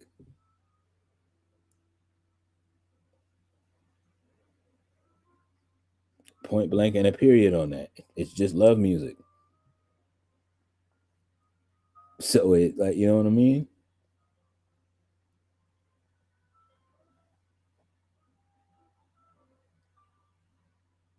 And it's unapologetically that every single time I grab the microphone.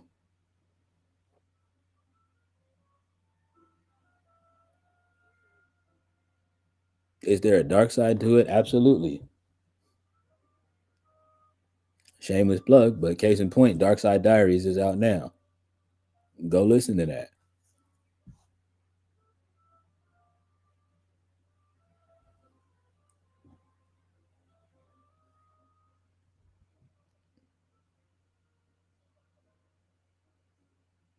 And I'm getting to the point of why the episode is titled this.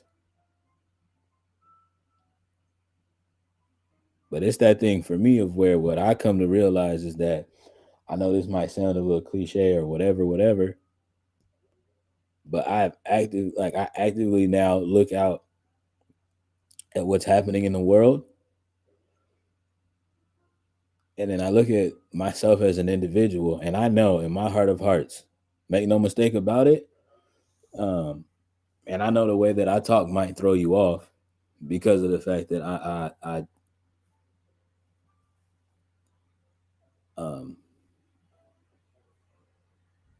in this kind of setting on my platform, I'm not shy.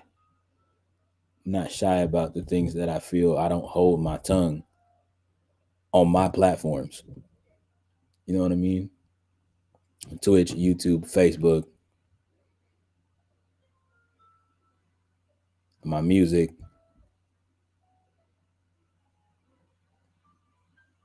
etc., etc. Yes. um. Yeah, in those instances, I'm not shy about how it is that I feel. Uh, in that instance, yes. Uh, make no mistake about it, though.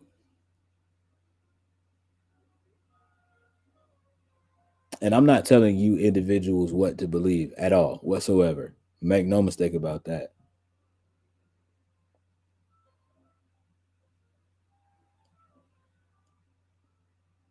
But I know for me specifically, I was created by the good Lord above to be a worshiper.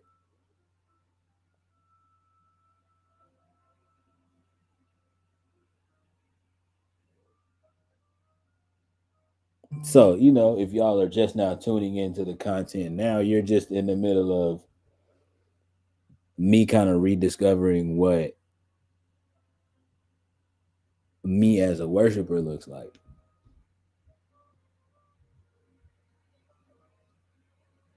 I'm aware of who I am to the people that don't go to church. That's the dude that be making all the love songs and shit. I fuck with bro. It's usually chill for the most part. Usually chilling. He don't bother nobody.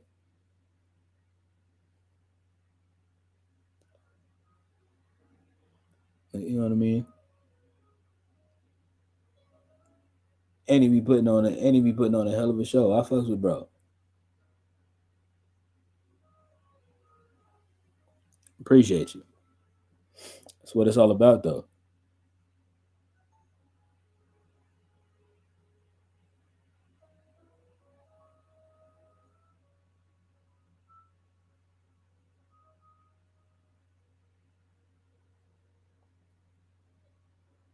I said that in my song Minerals of Happiness.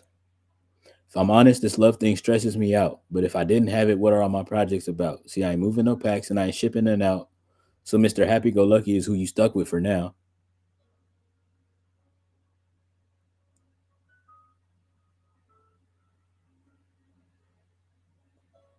Because when I wrote that, actively, that's where I was at in my life.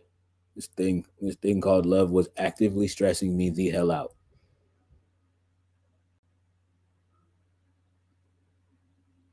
Baby, I'm talking about on a daily basis. You hear me?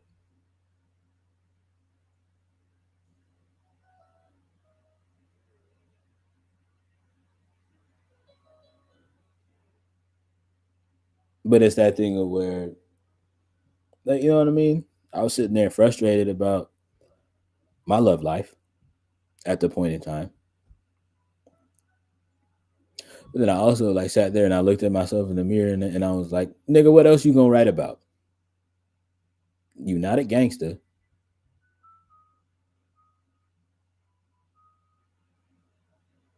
You ain't sold no drugs.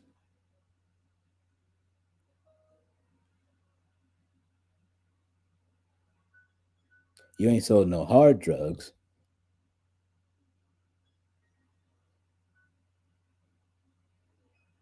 You not out here drilling and killing.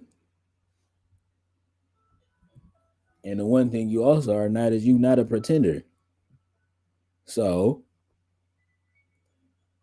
where that leave you? Keep writing them love songs, nigga. You'll be alright.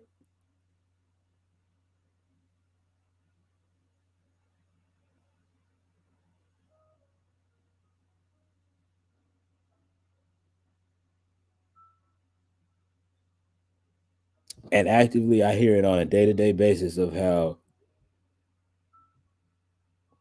all of the women who are part of my support base are like, I know it's probably frustrating for you,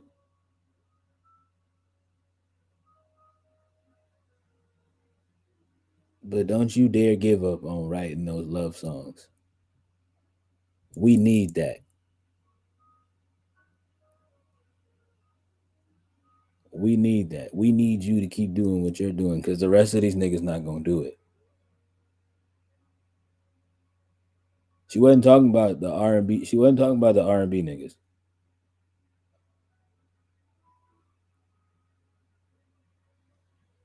And to be quite honest, a lot of you R&B niggas now, outside of the R&B niggas that I'm friends with, y'all niggas aren't doing it either.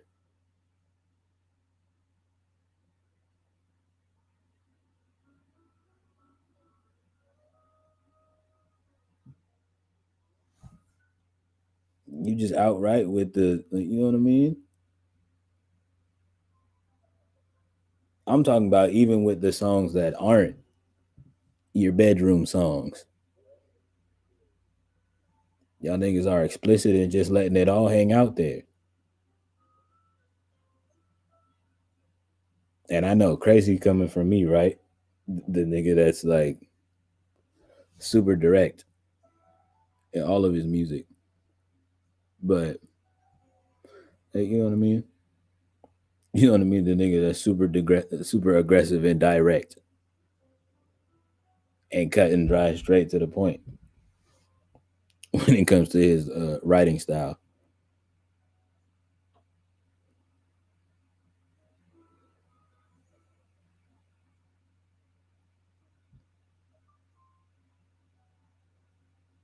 But again, it's also that thing where it's just like if you really think about it and you really listen to my lyrics, I'm not really like super explicit all the time.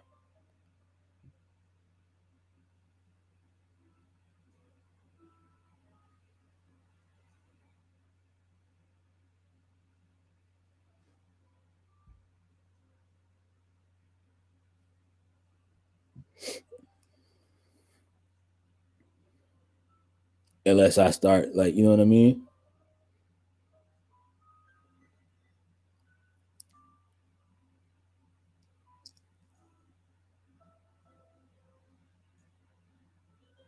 Unless it's just one of those songs of where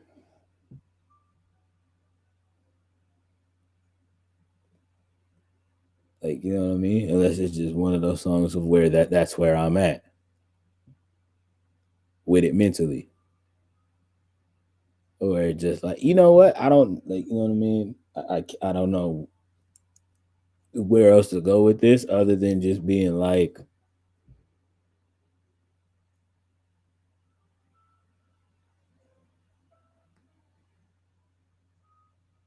other than just absolutely, and again, Lord forgive me, uh,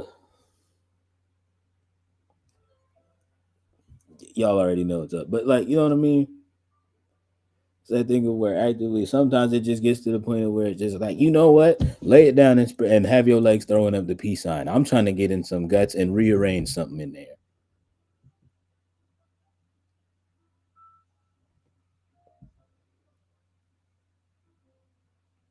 Obviously, I'm not gonna say it that vivid and that graphic because my God, I was raised better than that.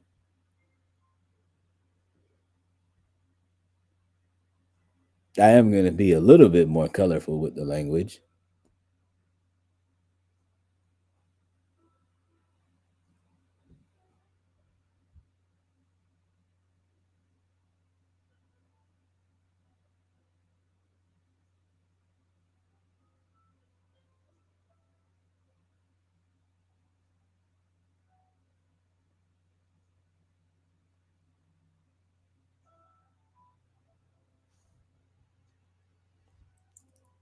But you know what I mean? And again, that's no shade to all of y'all, because even some of y'all rap ladies, like that's y'all thing, and I get it. Kim, like you know what I mean. Shout out to Lil Kim for like fathering that wave, mothering that wave in this instance. But it's just like to the point of where it's just like,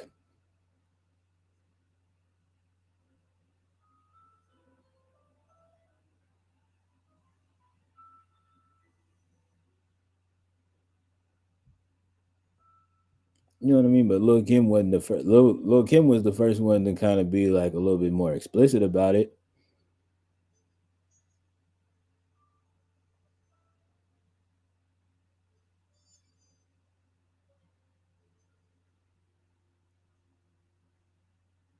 But Kim wasn't the first one to do it.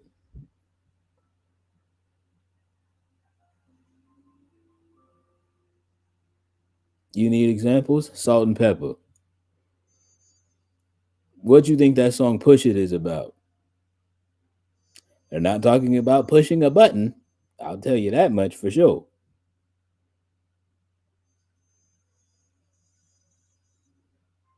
And that was risque for their time period.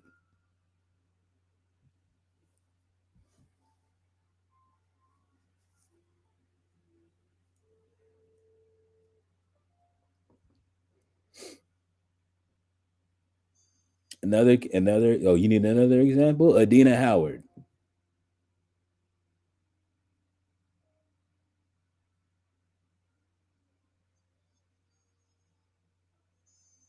What do you think they're talking about when she says, "And we can boom boom all through the night to the early morn"?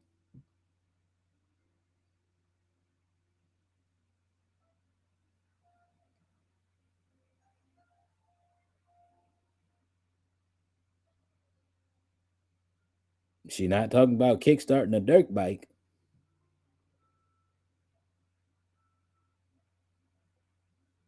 or stomping her foot on a kick drum.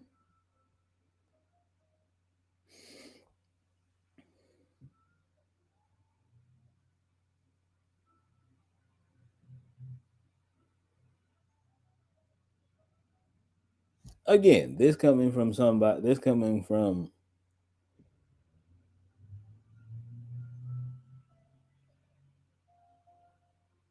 one of the more direct songwriters you will ever like meet and know.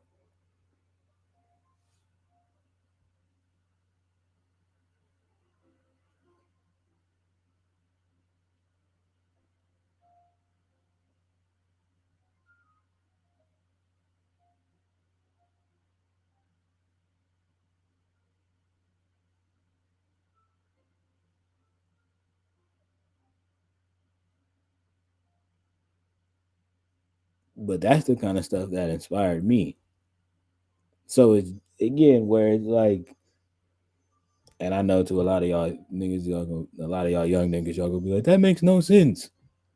Like this makes no sense. But it's that thing of where it's just like, yes, I'm direct, but there's also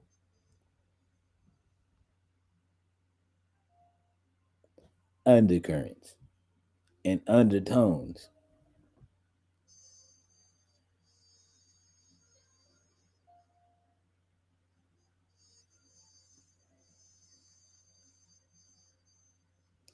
Case in point, we're working on the retro nostalgia album on my stream. Twitch.tv/BVMB1 underscore 47. Shameless plug again. There's a song that we worked on stream. Am I right, chat? Called Phone Calls. The hook says things gonna change when you get that phone call. I'm on the way when you get that phone call. Things gonna change when you get that phone call. Start changing things when you get that phone call.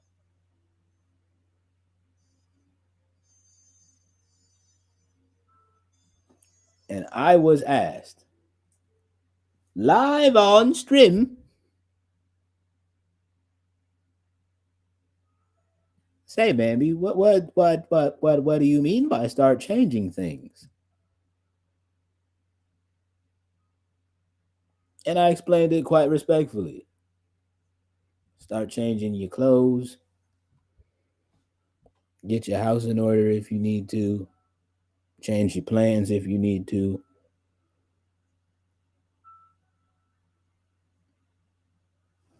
etc., etc.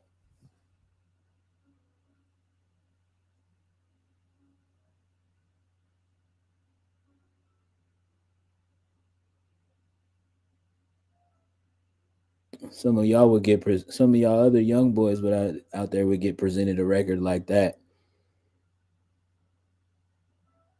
That my God, today, what you would do with that, the way you would fumble that,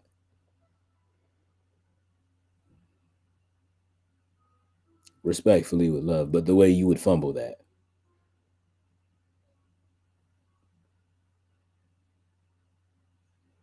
There still has to be a level of metaphorical speech when we are dealing with the opposite sex, young men.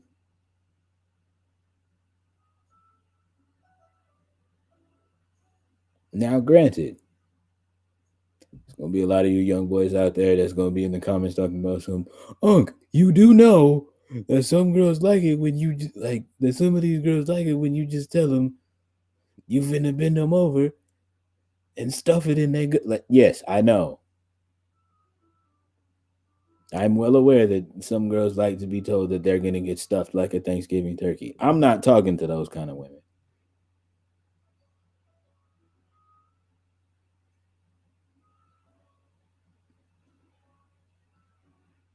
Those aren't the queens I'm talking to. I'm talking to the queens that know that they're nasty, but like to play like they're innocent, even though me, God, and everybody that knows them knows the truth. Those are the kind of women that I'm writing these songs, writing this music for. That's my target demo.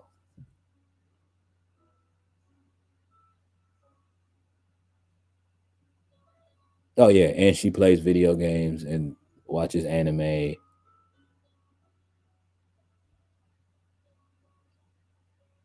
know what I mean? People might call her a nerd or a geek in some circles.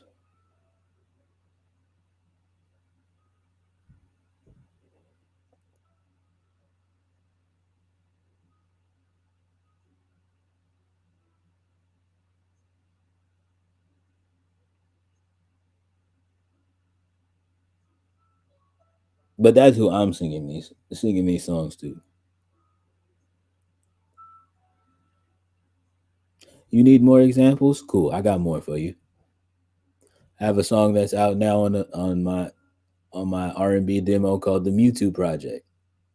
Shameless plug again. I don't really know why I'm saying shameless plug. This is my platform, but nonetheless, I have a song on that R&B demo called Tequila. Second verse starts off where I say 250 million songs about a booty. I'm not being managed. That's just what you do to me. Ain't nothing lacking. When she packing kind of groovy, she gonna be the co-star of our private movie.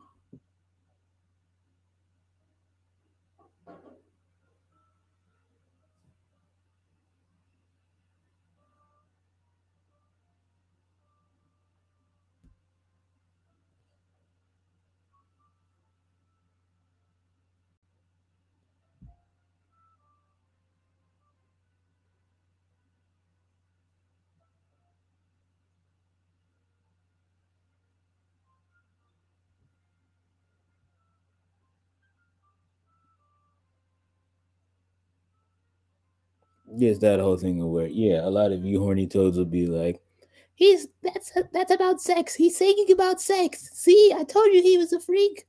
That song's about sex.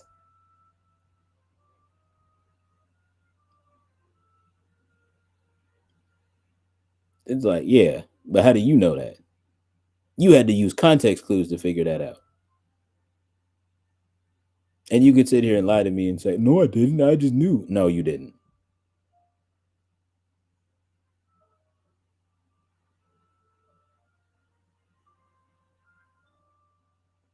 Your little goof ass also knows what that song is about because you are also actively freaked out.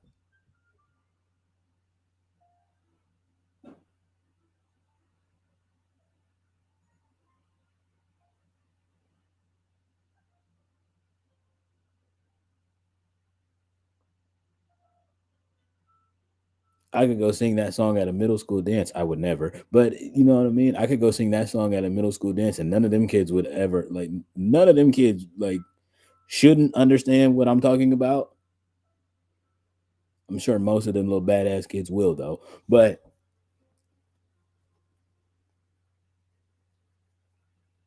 for the most part, none of them kids should know what the hell I'm talking about when that second verse comes up. Emphasis on the word shouldn't know what the hell I'm talking about. Yes, I'm well aware that we're in a different time period.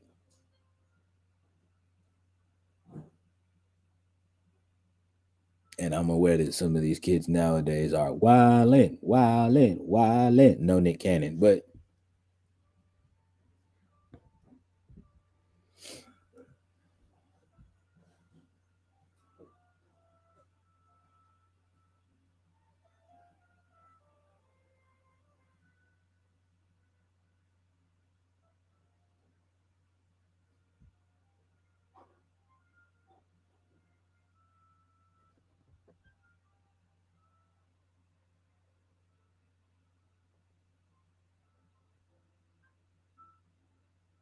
so again, it's even the smallest like semblance and remnants of metaphors being used.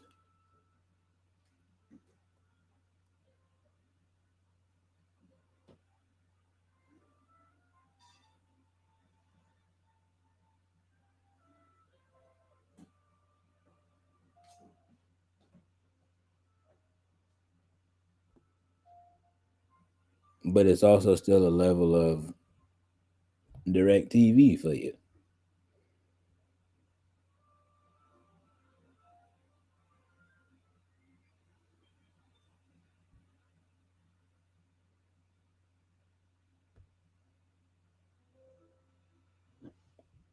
And again, it's that thing, right, of where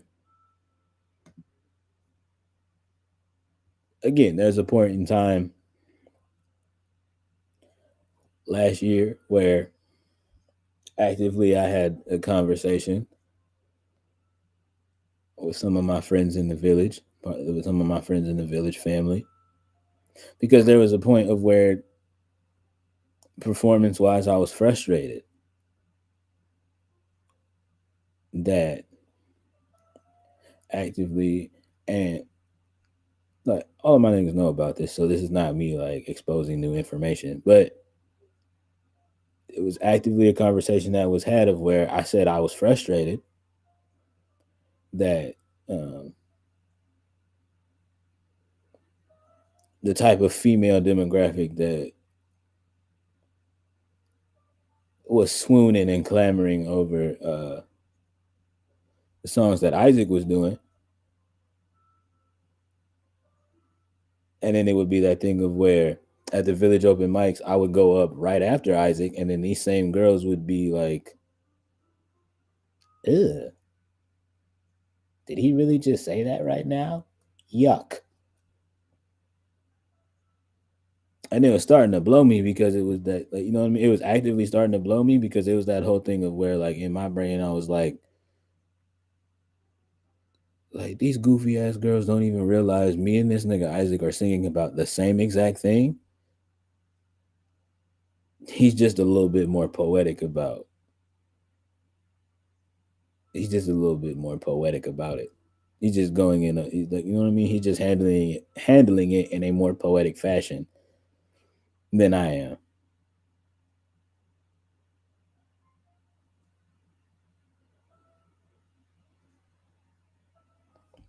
And all of us in the village just came to the to the conclusion of where it's just like, bro, like that's like, you know what I mean? Like that's Isaac's demo. Like those are the girls that are gonna go to Isaac shows.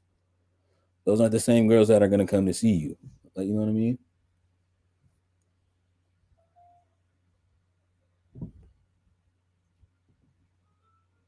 Because the same chicks that are coming to see you are gonna have a like, you know what I mean? Are gonna have a different reaction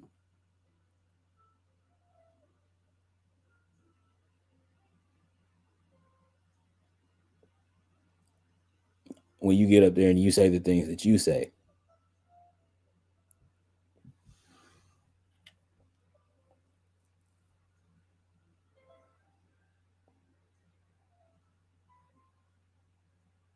Because also, make no mistake about it, ladies. Me and my brother Isaac are actively singing songs about making love. This isn't just some senseless hunching that we're talking about.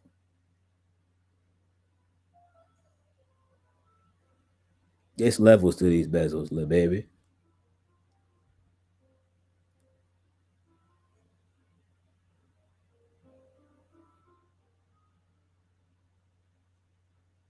Again, Isaac's just gonna be a little bit more poetic about it.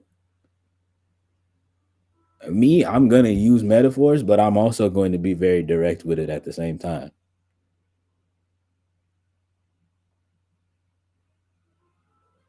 Like, it's more so that thing of where it's just like, hey,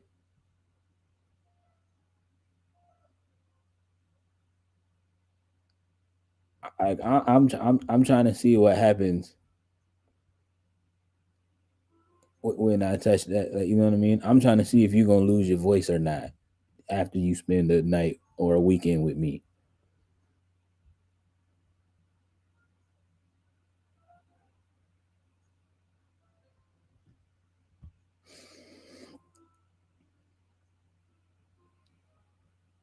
My brother Isaac would have a more clever way to say that.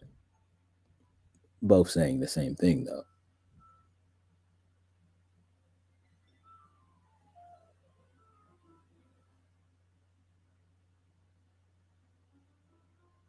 And shout out to my boy Darius, aka the Fake Sid. His favorite song of mine is Glockiana, right? For those of y'all that don't know about that song, it's a song that I do and that I perform that all of my friends love. It's called Glockiana. The chorus starts off with "She get the bussin' on me, she my Glockiana," because if you don't know, a gun bust.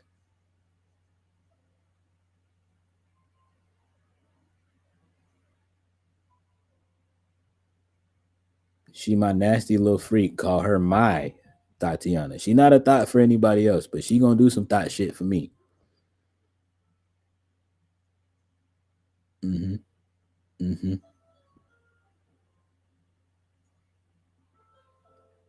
Them the kind of women I like. You don't have to be known as a hoe, but for me, do all of the hoe stuff respectfully, please and thank you.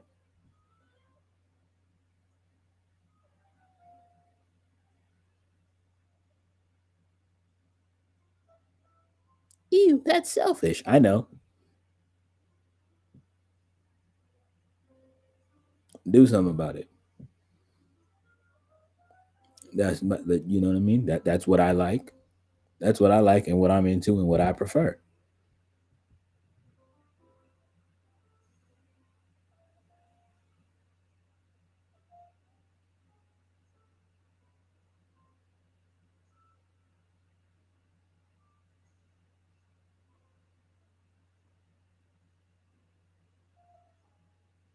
I'm not gonna say the rest of what I want to say because the rest of what I want to say is a super intrusive thought. But yes, I would prefer if you were not known as a piece of local community coochie.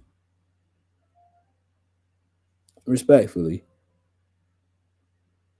But when we get in this boudoir, I'm gonna need you to know what you're doing, at least,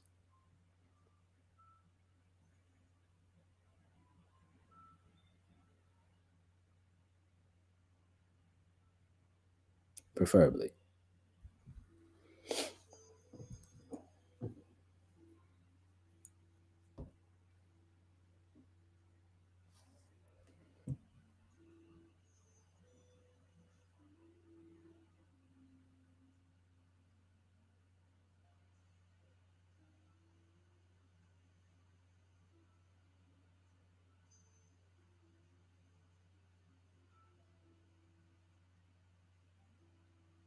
And it's also that thing of where we gotta understand is that y'all gotta like, you know what I mean?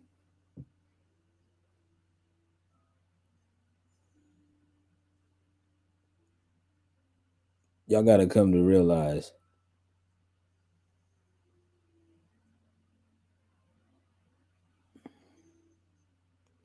that for those of y'all in the community, y'all know better.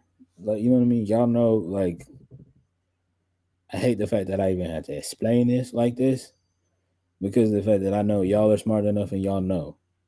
When I'm singing the songs and the stuff that I'm singing about, I'm singing this about somebody that I am actively in love with.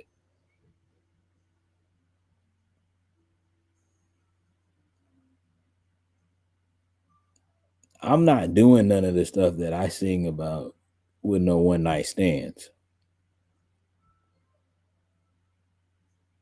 Again, my sexual health is very important to me.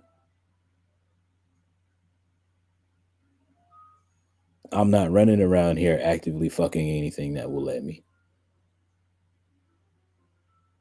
Contrary to popular belief. Y'all niggas out there sitting there thinking that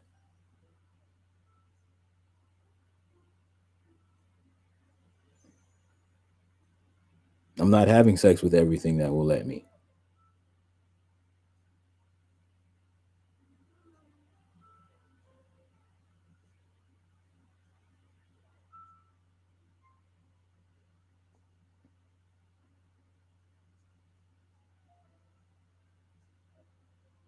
Why? Because I don't want that girl cooties. Not only that,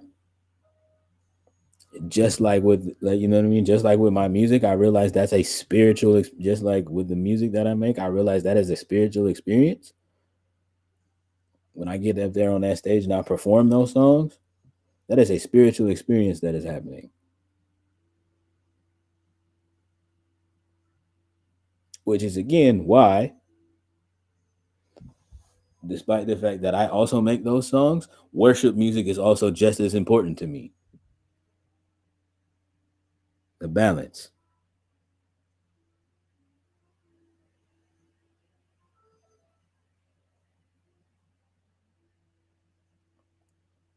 It's actively that thing of where it's just like, yes, that's why my music takes the amount of time that it takes.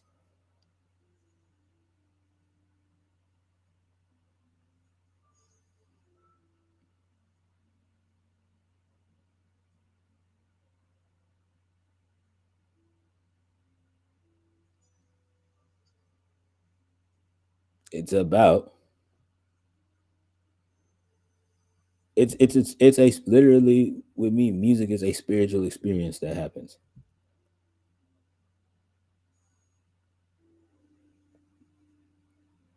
It is a spiritual exchange. Not even a spiritual exchange. Well, yes, but also it's a spiritual experience that's happening.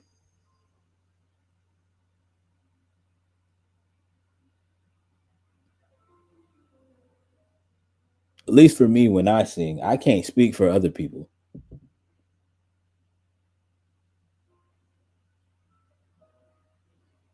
For me, when I sing, that's what's going on, though.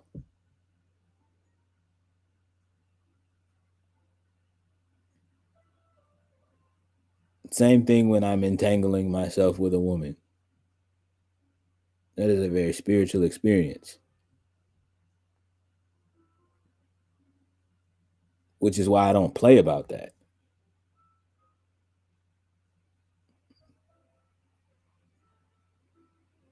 So yeah, sure. A lot of y'all could be like, you know what I mean, just having a bunch of meaningless sex, and it's like, you know what I mean, and it's probably lit for you in that moment.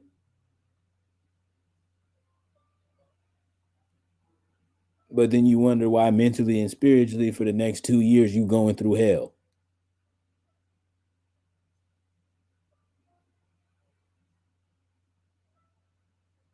Because yeah, you laid down with that girl for the night, but you don't know what you got up with.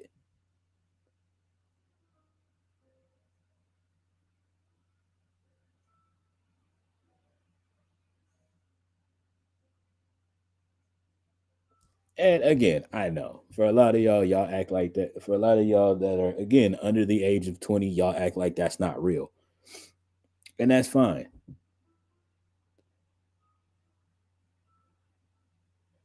To each of y'all, I'm gonna just tell y'all, like the OGs before me told me. One, keep living. And two, my favorite thing, fuck around and find out. You don't think it's real? Bet. Go on.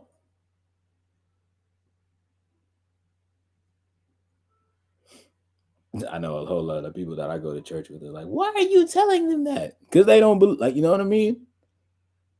They think shit's sweet. Let him fuck around and find out.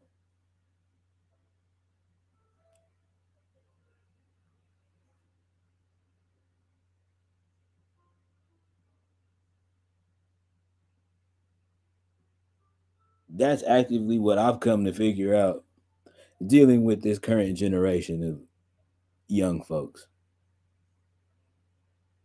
You can't tell them nothing. They think they know everything.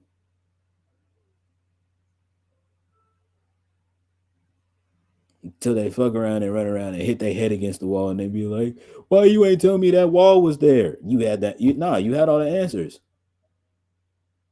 Now it's my fault that you hit your head." But when I tried to tell you, don't go that way,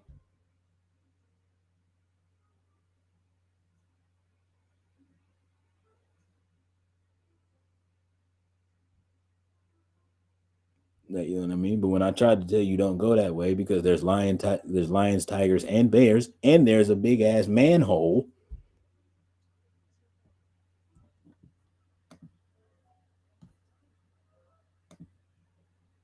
Now you want to act like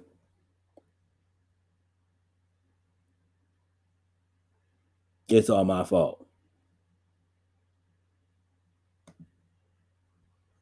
or it's all everybody's fault who didn't tell you to.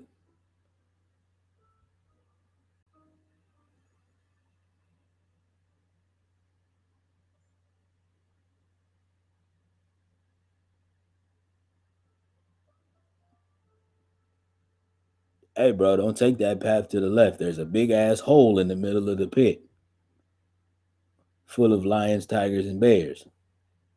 You might not make it out that bitch.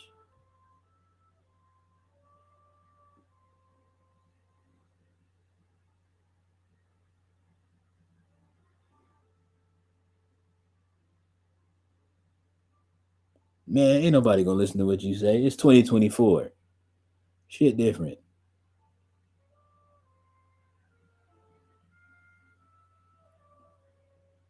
You know what? Bet. Let me just push you in there then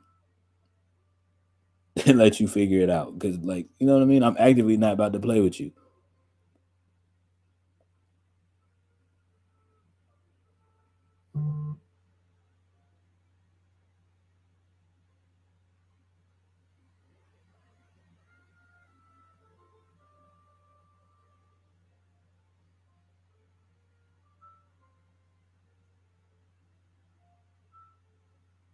I'm not. Cause it just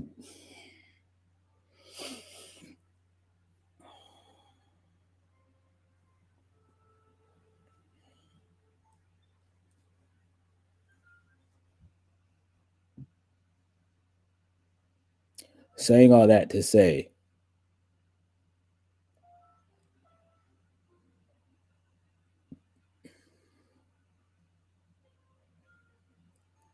Contrary to popular belief, I take all of my holistic health very serious. Now, just because I go about it differently than you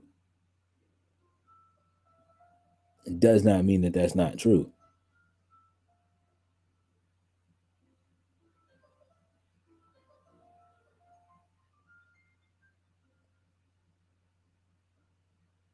Specifically talking to my super Christian friends that I know. Like, you know what I mean?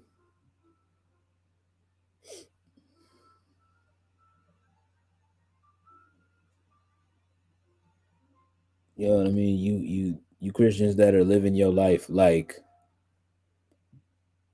heaven gonna have a VIP in it, just specifically for y'all.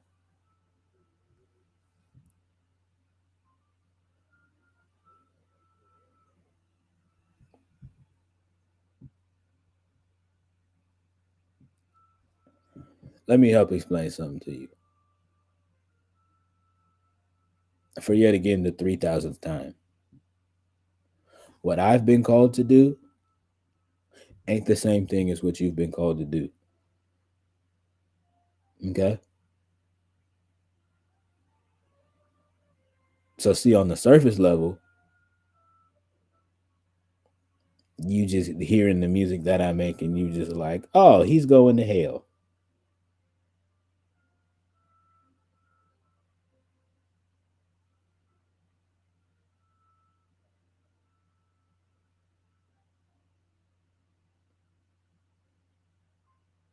When first of all, you don't know the conversations that, like, you know what I mean? You don't know what's going on behind the scenes in these places that I go to. You don't know the life that I'm speaking into people.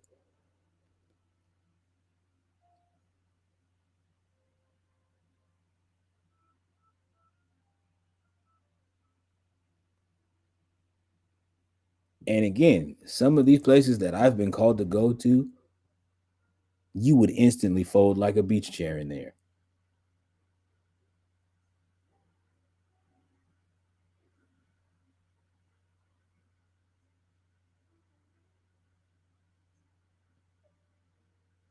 Some of the places that I go, because I've been called to be a light in those dark places. Some of those dark places that I go into, some of y'all would fold like a Sunday brunch omelet. Some of y'all would probably fold even faster than that.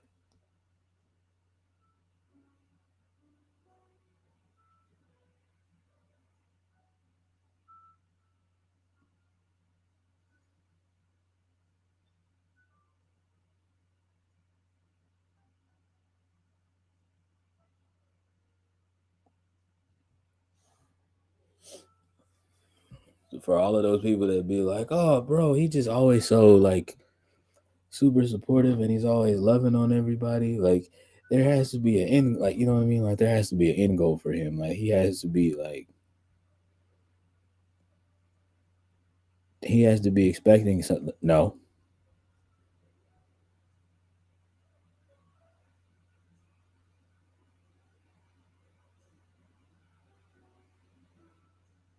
just a big old lover boy.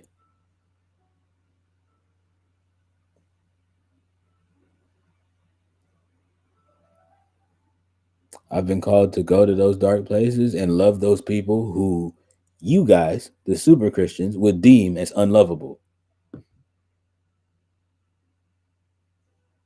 I've been called to love on those people who, in their own minds, see themselves as unlovable.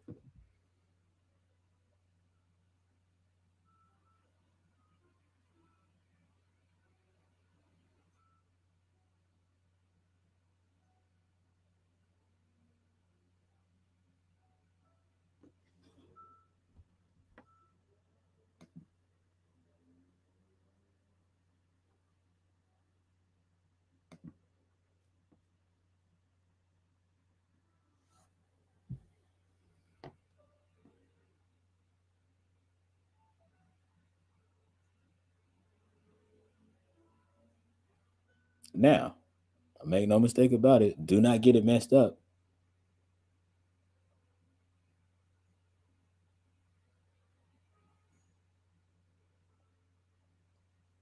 yeah, it's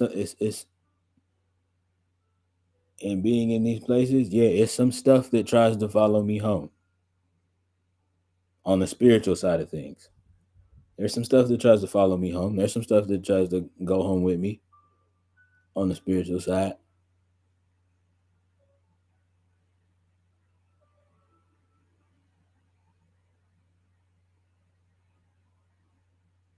But I thank God for parents and others in my life who taught me how to pray.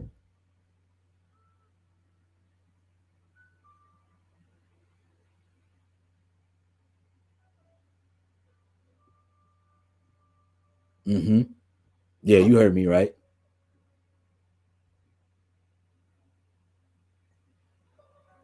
Yeah, so before I'm going to these places, I'm praying that God be a hedge of protection around me.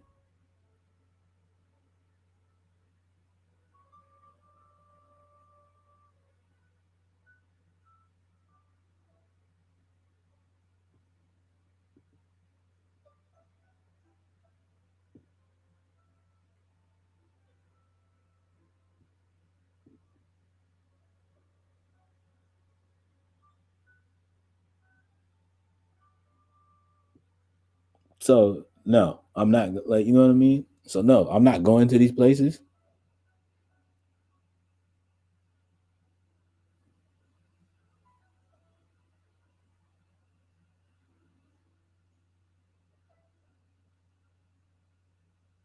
Come on, double protected out here.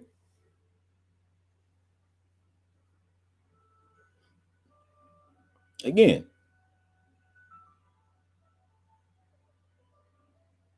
and I'm sure Miss Lady J isn't one of the isn't just the only individual because for sure I know beyond a shadow of a doubt my mother is actively praying for me on a day-to-day basis. So is my grandmother.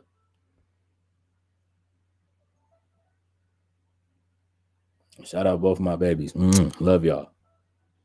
Shout out all my babies for real. I love all of y'all more than y'all can ever even understand or know. Now, it's that thing that you have to understand. Random super Christian number 207. Yeah. Yeah, you see me performing in that dive bar or in that little club that one weekend.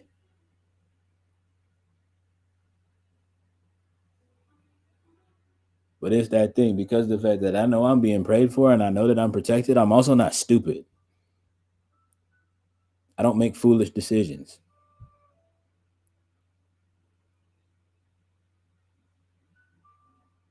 It's a thing called wisdom. I'm not out here just like YOLO, let's free ball it. God got my back. Yeah, foolish decisions. We're not doing that.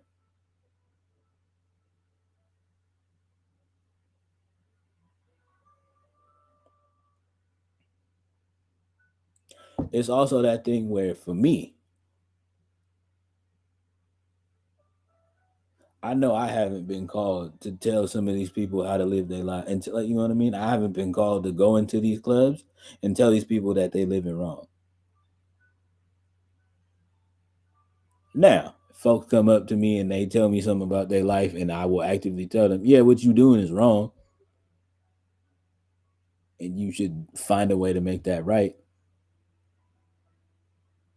But it's also that thing of where I'm not in the club and I'm not telling somebody actively who they should or should not believe in. That's not how my, for lack of better terms, ministry works.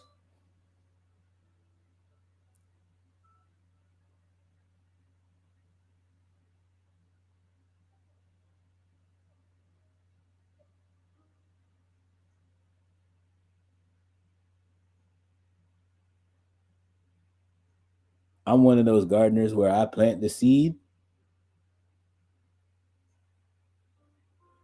I'm gonna water you, nurture you. I'm gonna take care of you.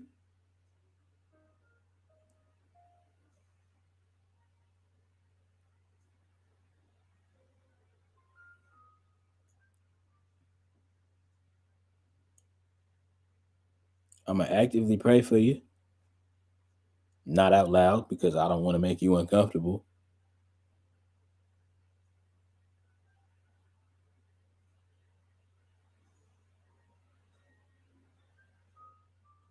And actively, that prayer for me is, you know what? I'm gonna leave you in God's hands for real.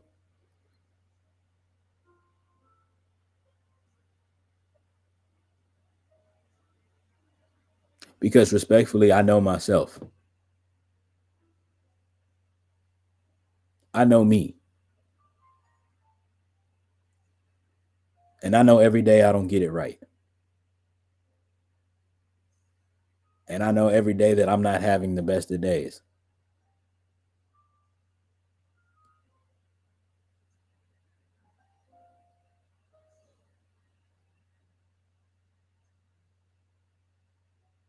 And so it's actively that thing of where, nah, really though, like that's my thing of where it's just like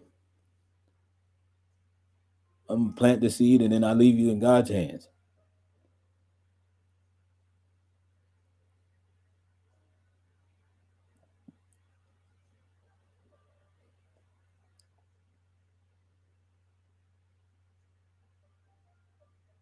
Because on those days of where, like, you know what I mean?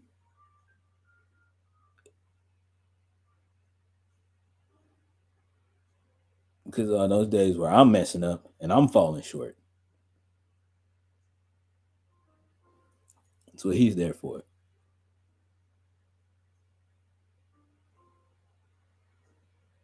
It's the only perfect being that I know of.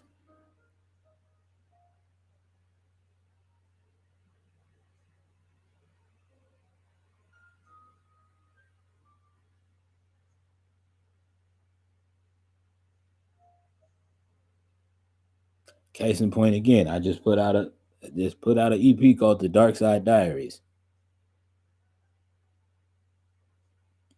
Because for as big of a lover boy as I am, there is a dark side. Like, you know what I mean? There's a dark side to this. I do have dark days. I do have them days where I go through it. There are some things in my life that, as I've grown up, there's some things and some experiences that have scarred me and have left me jaded and with a guarded heart to certain things.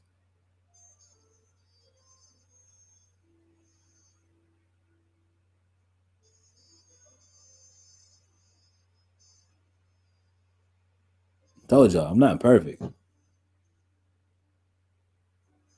I still know the one who is.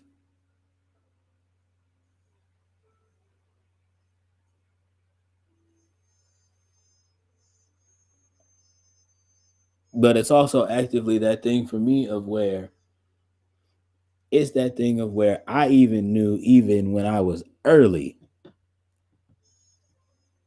when I was but still wet behind the ears in my faith journey, if you will,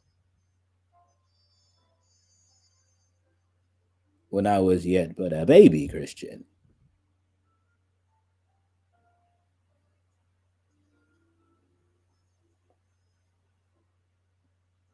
I knew I didn't like the idea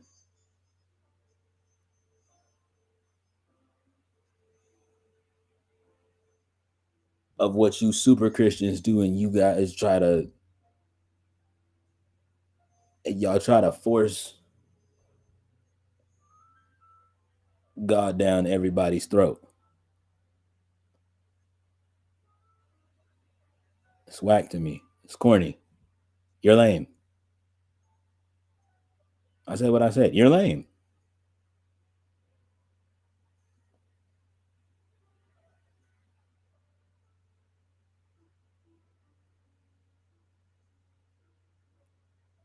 But everybody needs Jesus. Yeah, that's true. Everybody needs vegetables and fruit as well. You gonna pin everybody down and force them to start eating spinach and kale as well?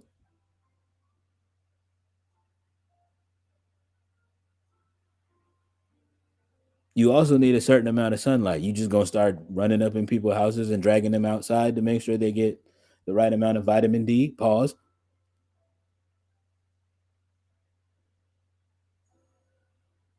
Yeah, hit different when you have to think about it like that, huh?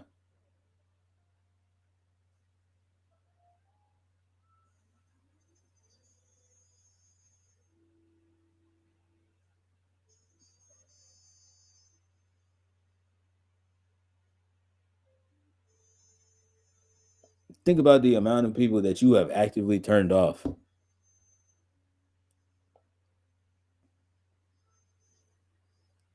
to the idea of God because of the fact that you tried to push it on them.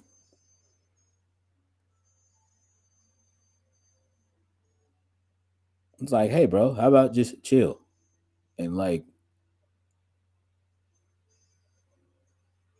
be a different? How about we just chill? And how about you try just being a different kind of example in some people's lives?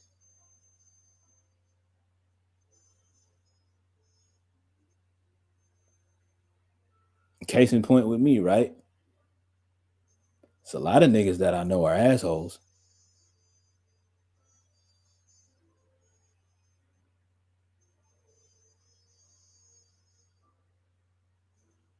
So what do I? So what is it that I do when I interact with beautiful young ladies that I'm interested in? First of all, I don't pretend to be somebody that I'm not.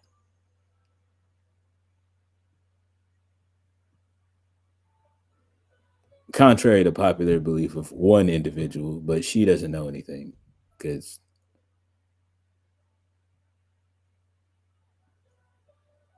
respect. You know what? Not even respectfully. Let's just call a spade a spade.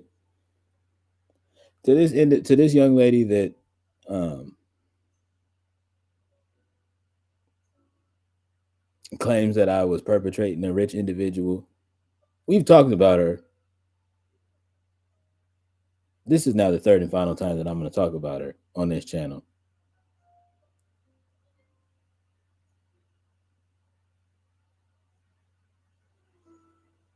My most valuable mod is already not a fan of you, Miss Ma'am.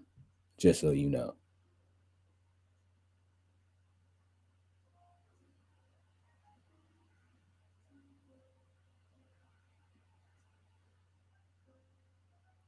She's called you names that I wouldn't dare repeat out loud to your face.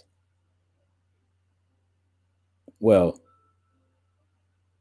I might, depending on the day. Um,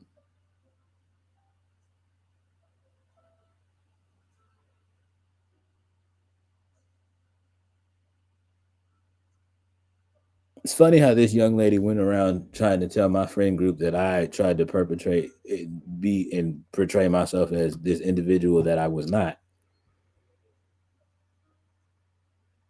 You said you'll say it to her face. I know you will. Um, one of the many things that I love about you.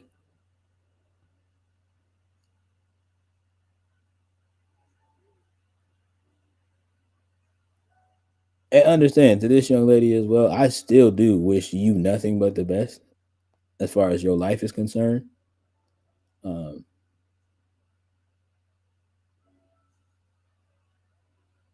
I wish nothing ill on you. I wish you nothing but peace and love and prosperity always.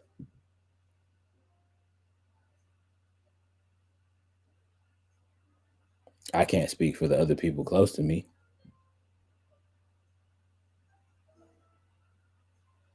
They might have different feelings for you. But it's funny how you went around telling all of these people that I was running around flexing and flaunting and frauding like I was a rich man. Wasn't, by the way. Um, but that's the narrative and the story that you were spinning. But how quickly we fail to forget, Miss Lady. When I met you, you were a young lady that was living in your car.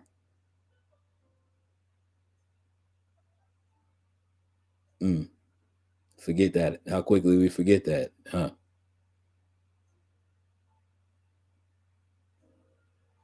Yeah, shorty. When I met you, you was living out your car.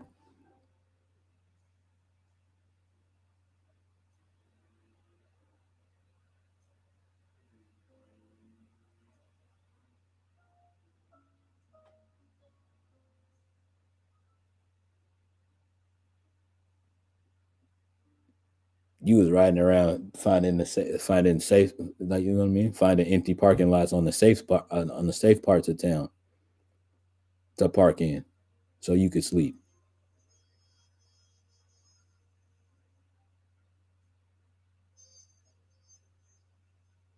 But what did this little lover boy do? Love you in spite of.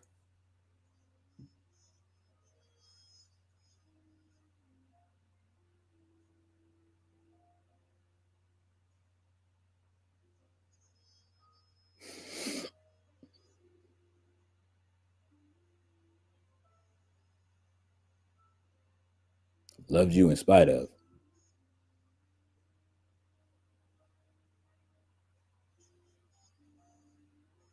When everybody in the friend group was like, "Bro, don't mess with her. She don't even have no place to stay."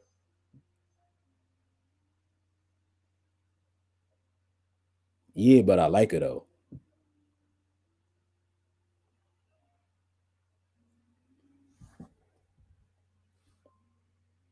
Oh, how foolish was I?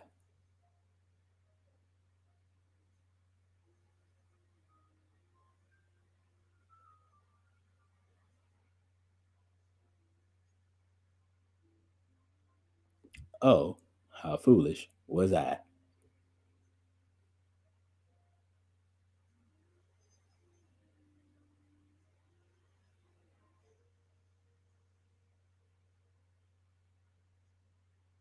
And again, it's that thing of where I don't bring this up to like try to shame you or to try to make you feel bad, but it's just that thing of where it's just like it's super funny. This is just the one example of how crazy people, like, you know what I mean, how like very interesting people are. It's real funny how you could see what was going on with my situation just as clear,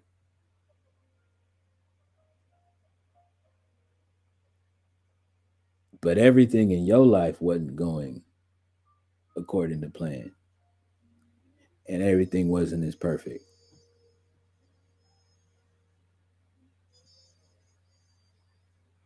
And you is what some folk would call down on your luck at that point in time.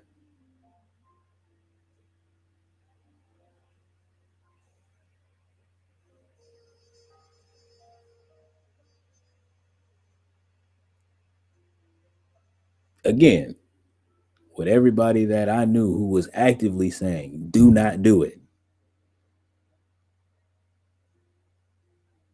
Do not do it.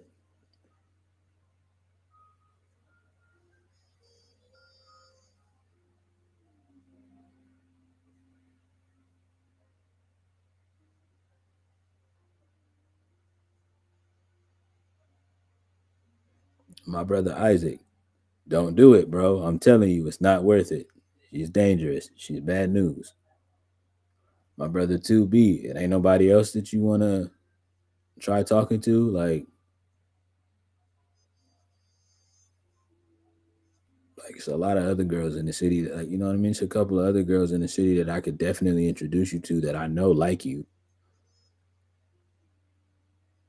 and that have been harassing me to get me to introduce them to you.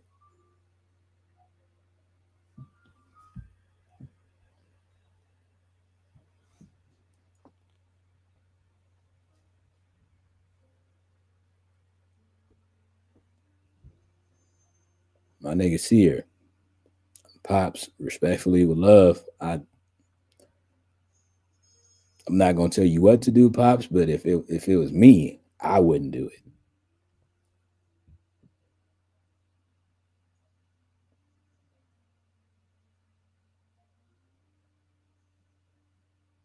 My own father didn't know you from it, didn't know you from Adam. My daddy ain't never gave me no advice. as far as dating is concerned. Even that man was like, if I was you, I wouldn't do that.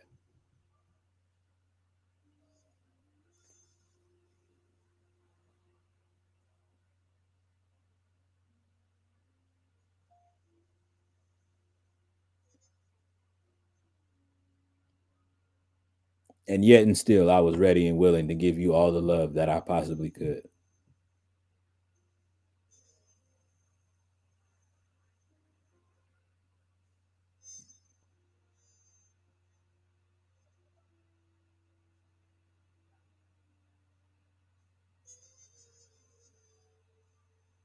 But I'm the bad guy, right? I was the one pretending, right?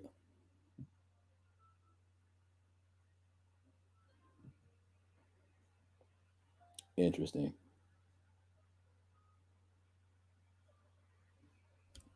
Told y'all, chat, that'd be crazy about people.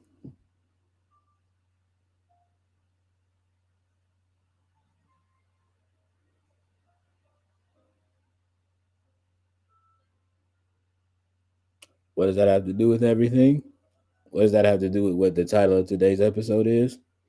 I will tell you. Random viewer 672.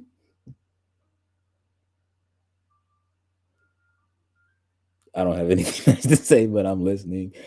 You know what, my love? I don't expect you to. Um,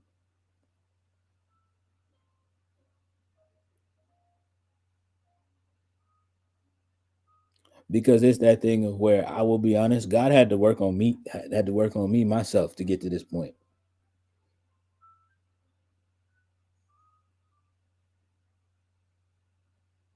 Can't tell by my disposition, but I actually grew up and I had a really bad growing up. I actually had a super bad temper. According to some people who don't spend every second of every day with me, they would think that I still have one. But they also don't know no better, and they haven't seen me interact with somebody since I was in high school. So, not really worried about those individuals that say that. Um, Again, because they actually like don't know no better for real. They're just chatting at this point.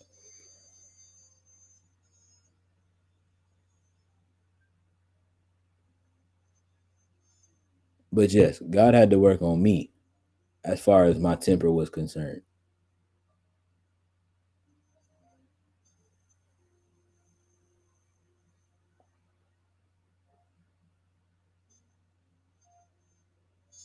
It didn't take until a very, very serious conversation with a female friend of mine that was like, bro, it's not that none of us don't like you. We actually, a lot of us actually like have nothing but love for you. It's just that thing of where it's just like, bro, when you get mad, you are a very uncomfortable person to be around.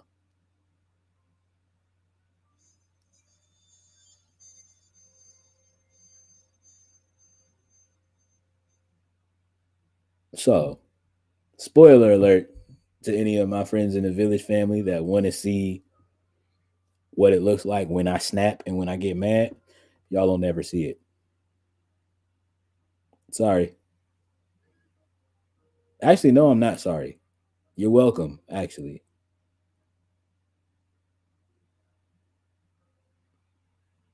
Why do I say you're welcome? Because at the end of the day, I got nothing but love for y'all. Y'all are my niggas for life.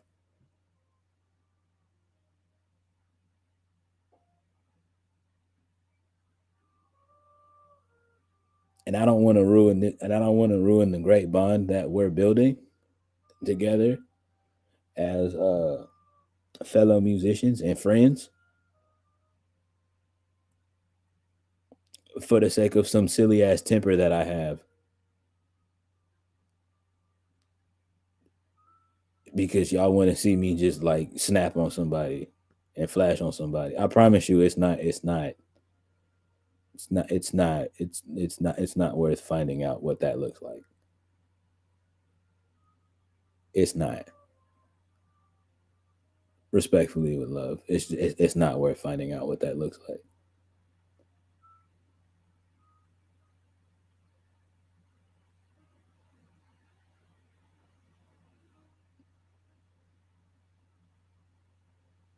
Now it'll be that thing where some of y'all who seen that one R&B church service, some of y'all that watch that rewind will be like, "No, I've seen what happens when you get mad. It's not that bad." I promise you, I wasn't mad. I was actively playing around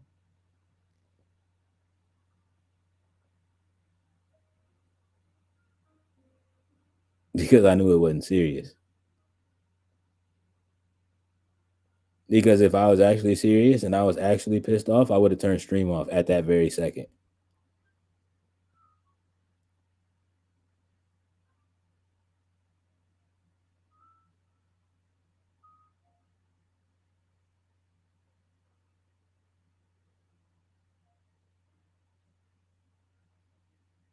That's kind of that one thing that we forget as content creators. Like we forget that we have that power. Specifically, I'm speaking to my fellow streamers at this point. Like y'all forget that we can just quite simply move our mouse over and hit that in stream button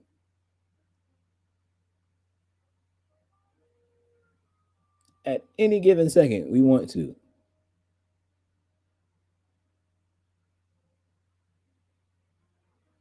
And so it's just like that thing where just like y'all see me doing the things where, you know what I mean? I'm having these interactions with my chat, and to you, random rewind viewer number 17, it's like, oh wow, he actually got mad about. No, I didn't. I promise you, I didn't.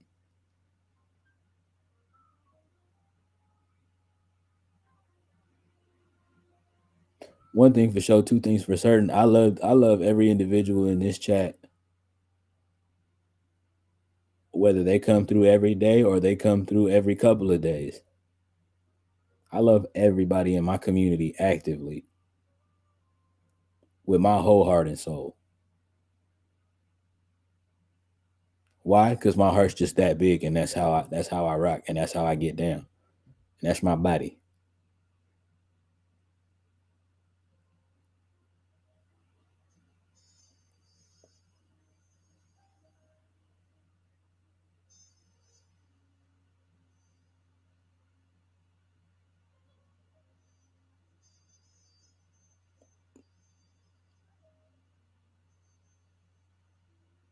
My most valuable mod, Miss Lady J. There ain't a day that goes by that I won't let her know how much that I love her.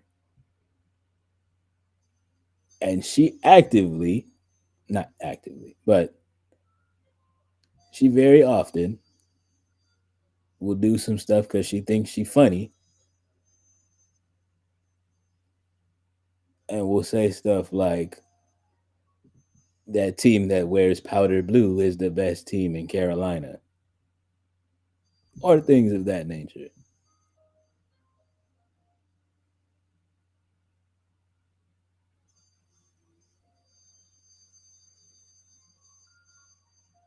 But you love it. I mean, I love you.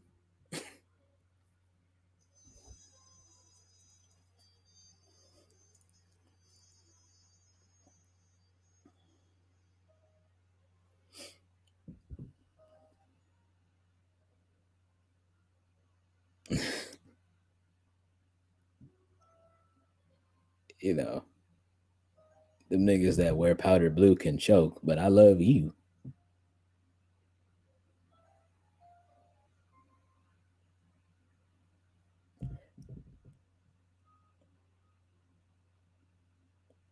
Everybody in my community. My good sis Stoopy. Hi Stoop, for those of y'all that don't know. Miss Blue, Stina J.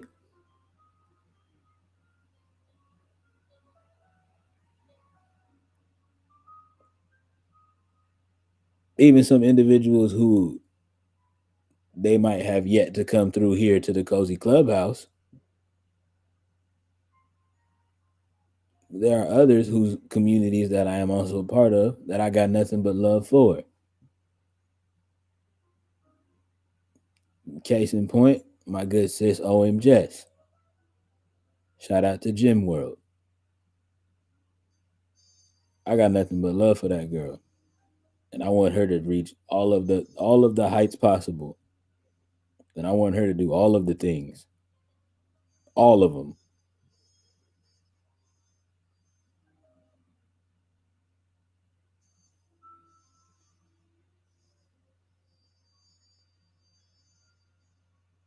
And shout out to Big Head Cup, aka Kason, aka Cup of Noodle.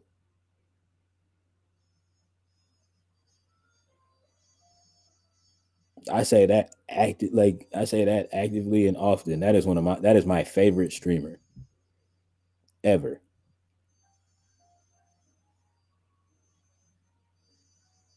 Ever.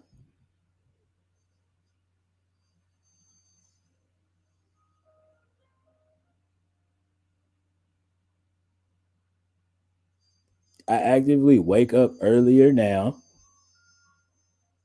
One, because it's just more you just become a more productive individual when you wake up earlier in the morning. Fun fact. Sorry, I know that kind of ruins things for you non-morning people. Newsflash, I'm still not a morning person. But I also understand that there are things that have to get done. So I'm gonna get my black ass up.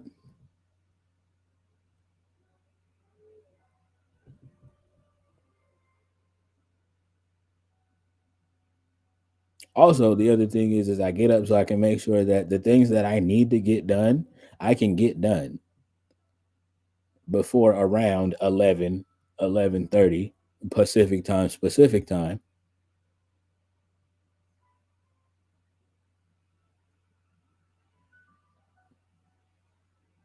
So I could be in there in the stream to see what Kason gonna do today.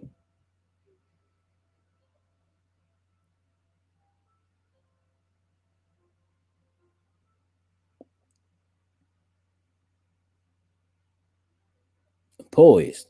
Shot, you know what I mean? How I got introduced to a lot of the people that are now active members of the Cozy Clubhouse. Got nothing but love for that dude.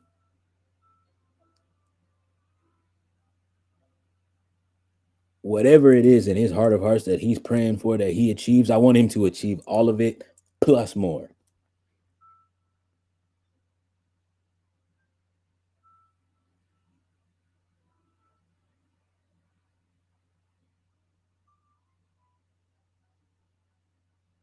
That's the kind of heart that I have.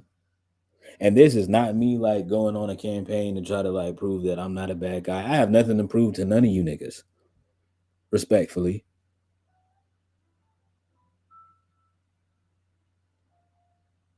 With love. Respectfully with love.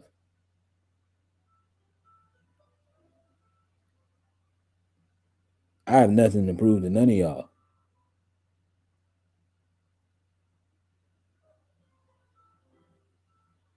This is just one of those things of where I made that conscious decision before I turned 30. I had made the conscious decision that you know what, I'm gonna stop living my life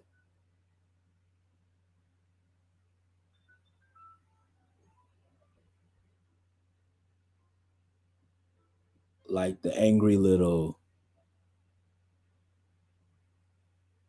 15, 16 year old boy that I used to be when I thought the whole, like, you know what I mean?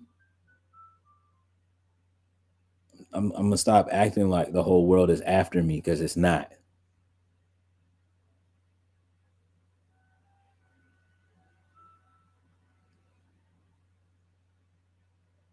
It's not. Anything I want to achieve, I will achieve.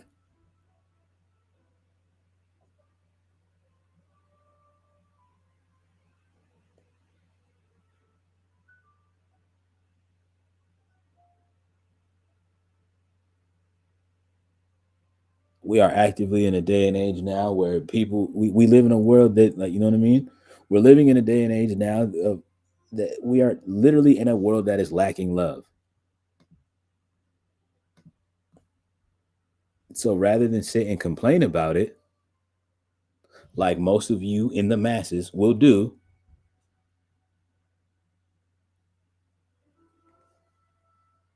it's like, you know what? Nah, I'm gonna just make the small effort and be the difference to the best of my ability. Everybody doesn't have to receive it well or agree with it, or like, you know what I mean? It doesn't have to. I don't have to expect reciprocation back. Is essentially what I'm getting at.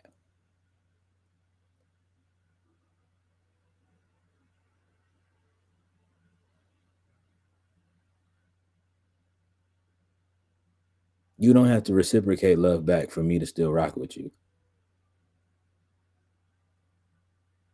Contrary to popular belief, my love ain't conditional, bit dog.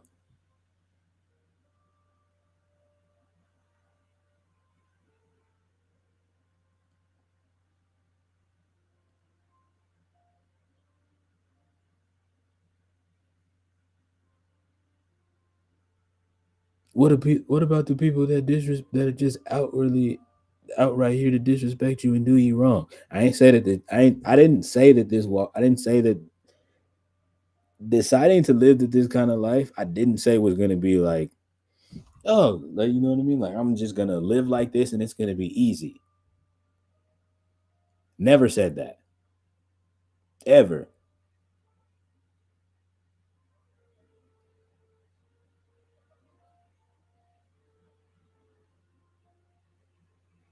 Actively on a daily, yearly, weekly basis, there are still people out there that actively hurt my feelings.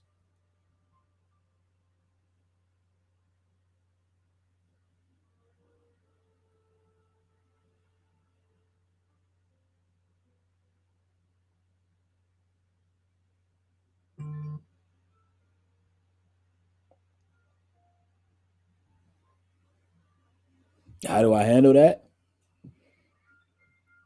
Again, it's not easy,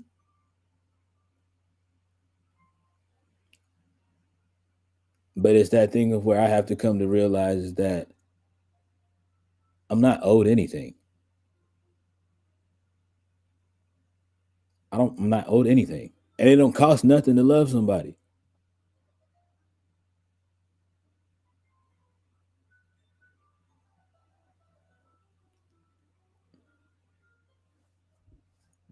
Chop them in the throat is crazy. But again, that's how some of y'all's approach would be in the community. Love y'all.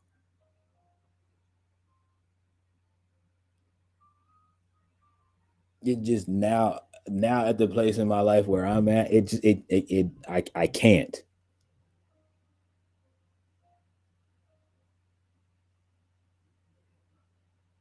Why can't I? Would actively be a setback to everything that I like, you know what I mean?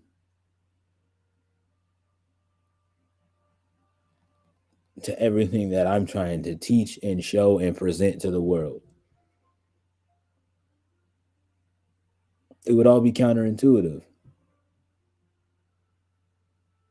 Now, make no mistake about it, do I have days like that where I'd be having those exact kind of feelings? Absolutely. This is still flesh and bone.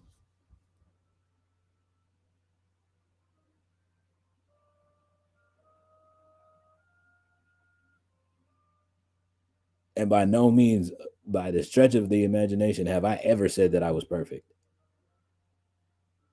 And I'm not going to sit here and pretend to be.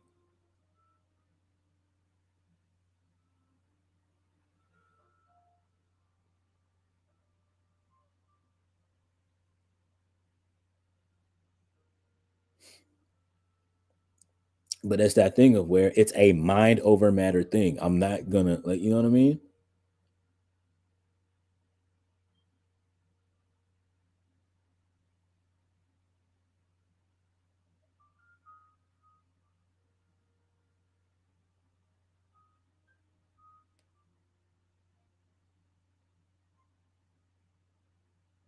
Every day, regardless of the fact.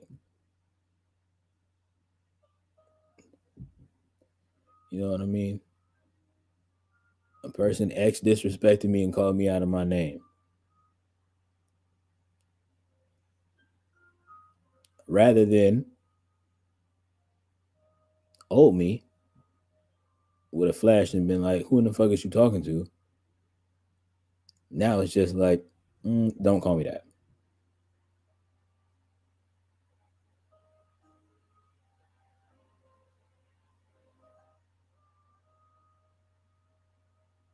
And that's me telling you, not asking. Like, don't talk to me like that.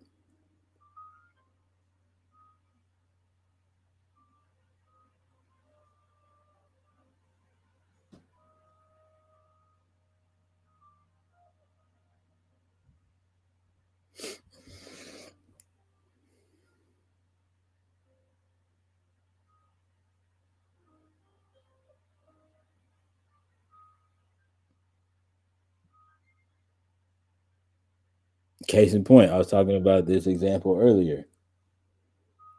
There's a very popular female streamer who, every time I see her in other people's chats,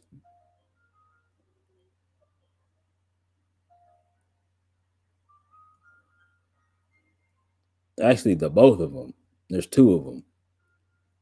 And anytime I see the both of them, I actively, and in my heart of hearts, is to the point of where I'll be honest with you, chat, I really don't want to anymore.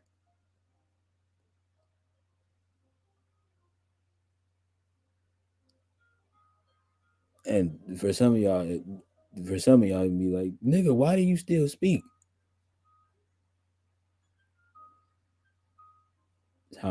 Just how I'm hardwired.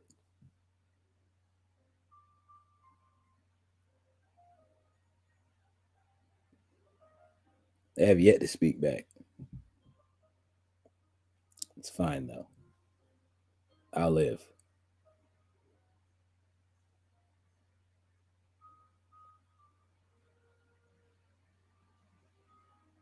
Would it be easier for me to say fuck them? Sure.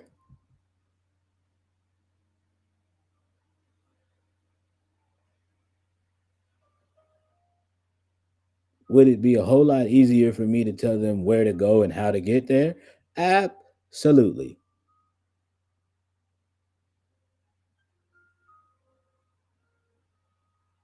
But it wouldn't feel good in here.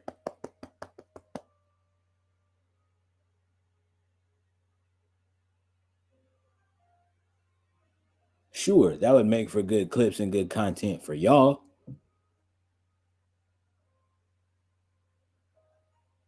I could honestly actively drop both of their names right now, and I promise you tomorrow I'd go viral for it.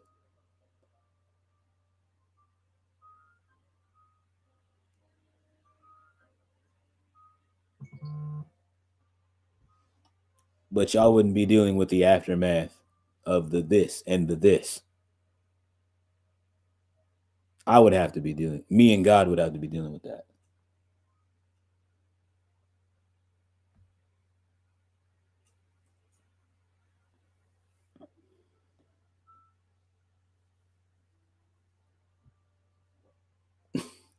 You want to say do it, but yes, but we are rising above.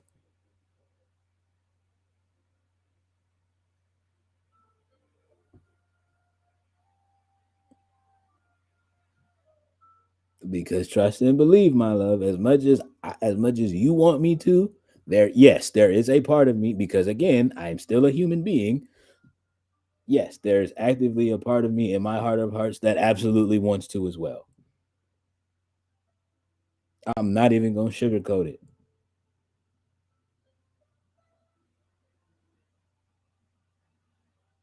Do I want to? Yeah. But the consequences and the repercussions that are gonna come from that,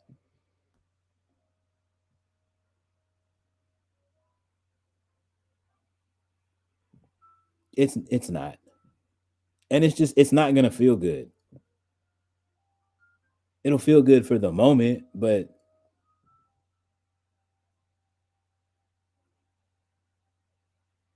then 2, 3 weeks later, after I'm calm,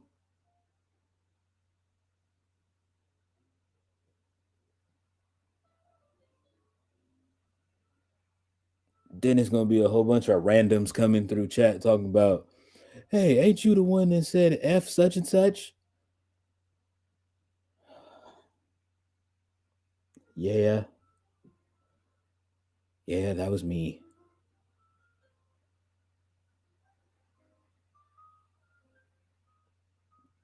Yeah, man, that clip was funny and that's crazy. Why'd you do that?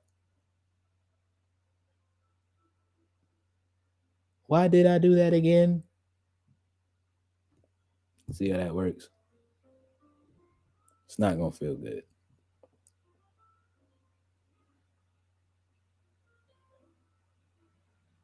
But trust and believe, Miss Lady J, I'm right there with you. I want to so bad.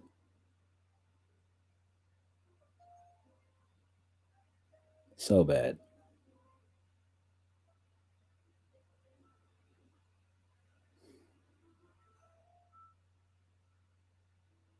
Long term though.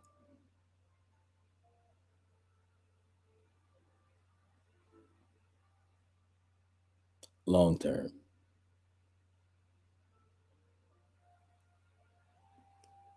Long term, it's not worth it.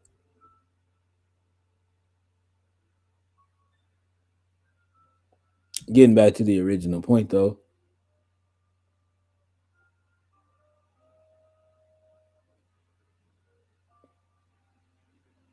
it's that thing of where it's just like we don't even have to go and engage in a full blown conversation. You two individuals that I'm speaking about, a simple high back would do me wonders. It would, would make me feel good.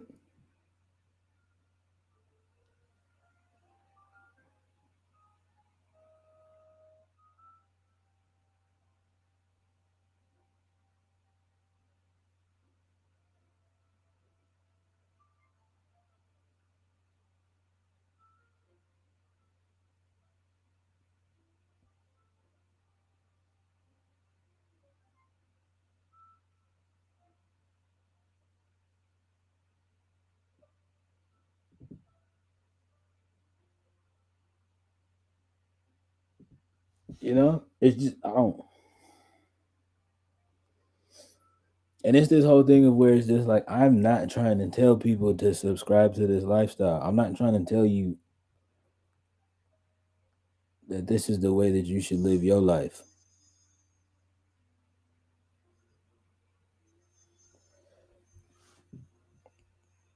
This is the thought process behind it for me.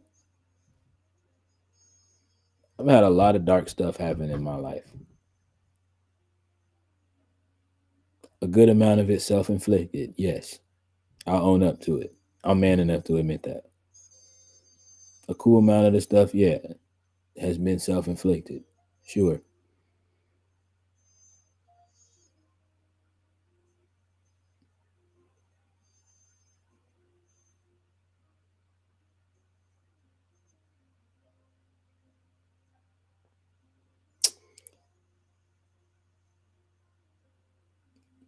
But the fact of the matter is right now we are living in a world, and I keep saying that because of the fact that that shit is true.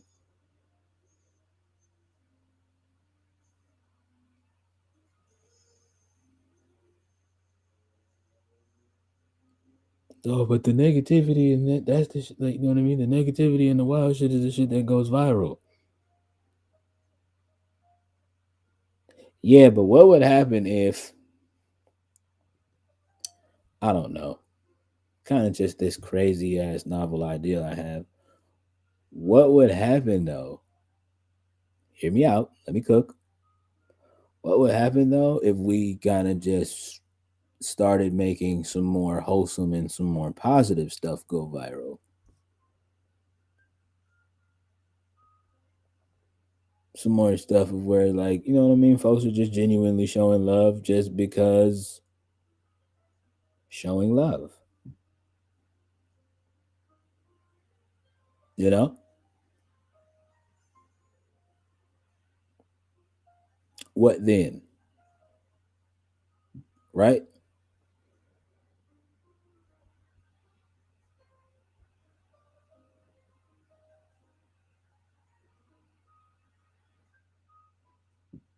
What then?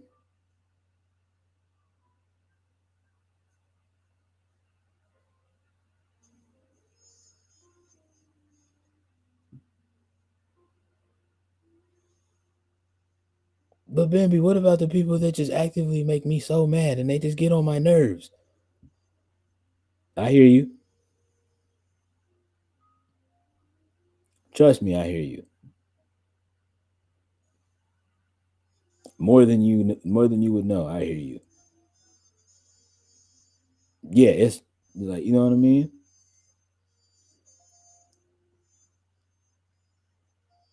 Oh, you got some people in your family that get on your nerves sometimes. Welcome to the party. So do I.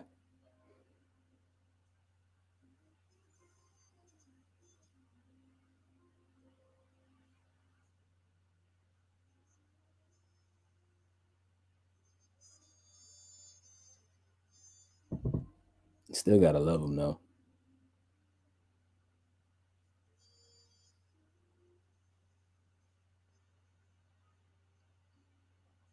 So you saying I gotta agree with everything they do? I never said that.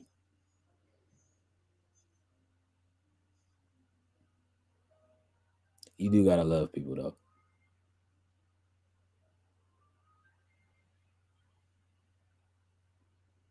Because trust and believe and hear me well.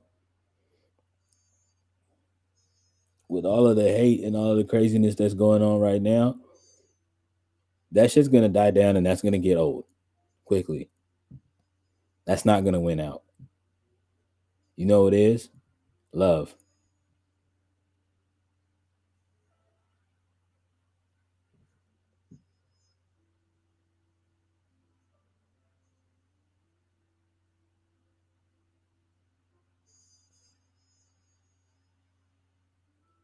You know why? You know how I know?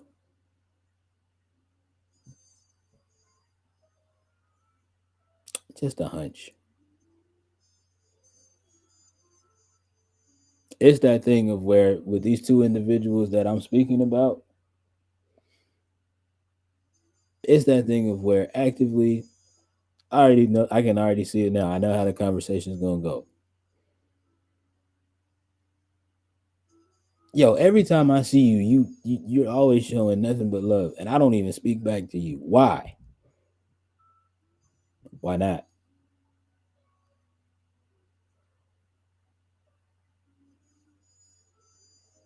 It don't cost nothing to show love.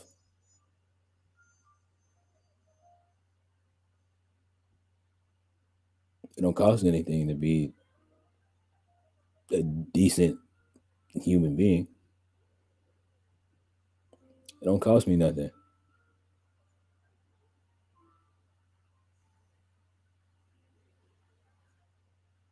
Oh, you thought I was doing this because you thought I wanted something in return? That's adorable.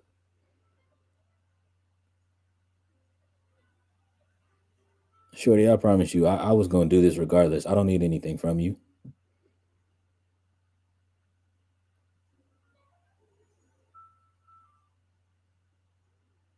What did Drake say? Never had a lot, but this is all I need. Literally my fucking life type shit.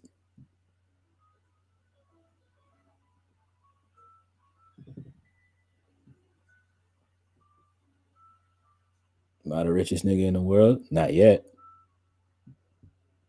Honestly, I don't even want to be the richest nigga in the world. I just want to be good enough for me and mine. That's it, and that's all for real.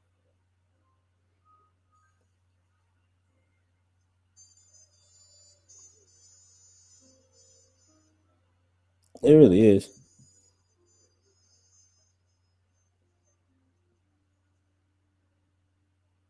So for all of y'all out there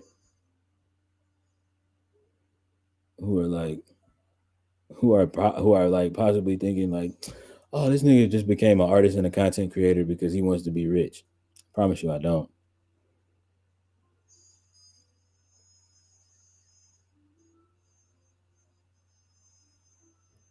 I want to be better off than my mother and father were.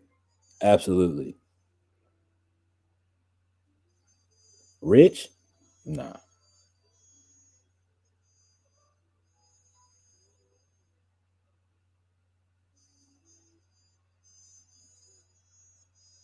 Because even the rich and the famous still actively have things that they go through.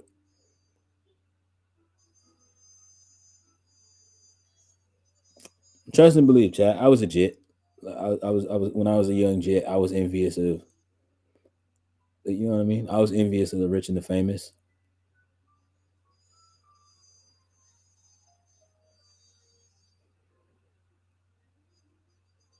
Then I got to then I got to get to know the kids of some of those. Well, they weren't famous, but the kids of some of those well off individuals.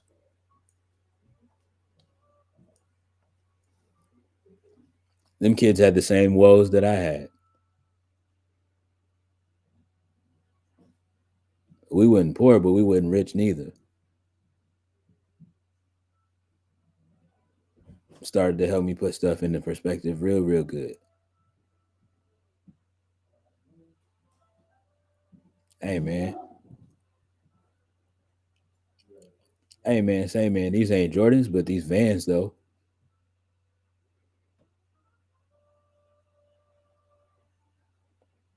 And they the color I want.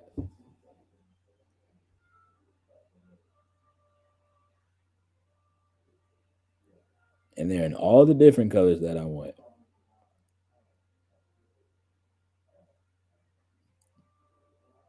These ain't Air Jordans, but they're Nikes.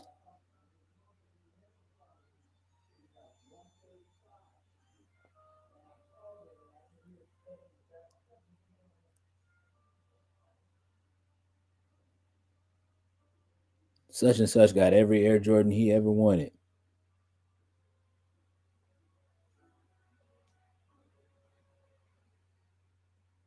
But his mama cheating on his daddy.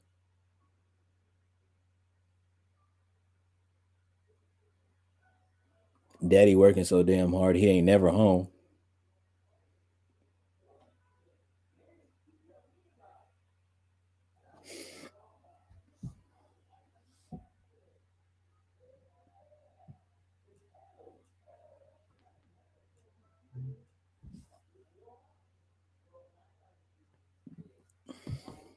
Oh, that dude Bambi, man, he just got on Twitch because he heard you could get a quick check.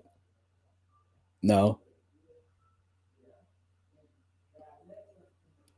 I actually like creating content. I like being a creative, period, but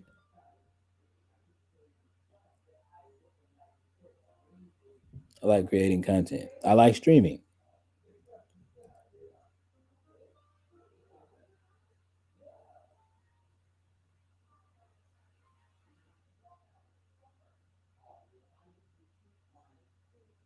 I actually like that I get to be able to carve out a whole little space and place where people can come and I get to be my whole self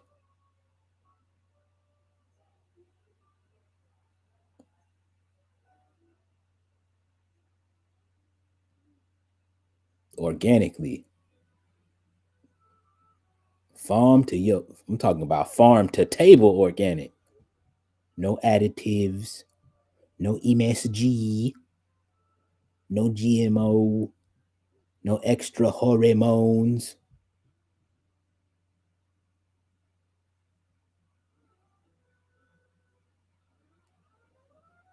Not a damn bit of that. This me all the time, baby, in real life.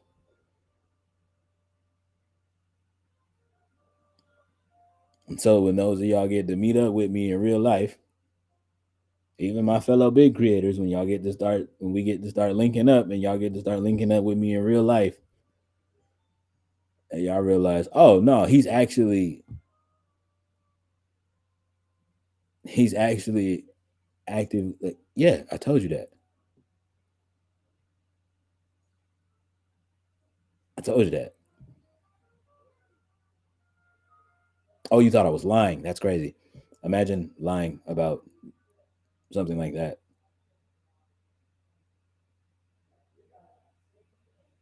Me personally, could never. But I get it for those of y'all that feel like this like weird like pushing need to like have to be a character for the sake of the internet because y'all think that's what gets y'all the views.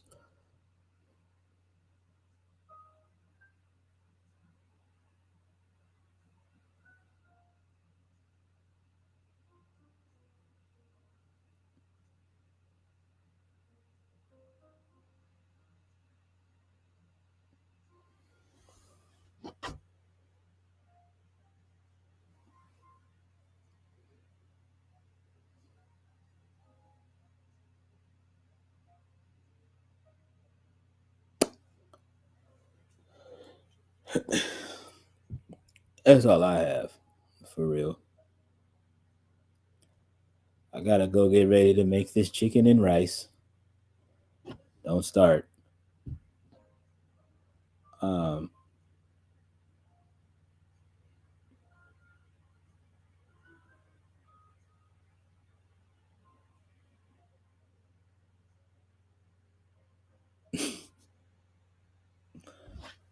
Come on through, get you a plate.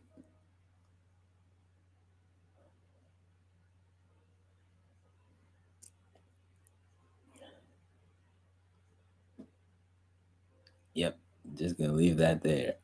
Refuse to let these intrusive thoughts win today.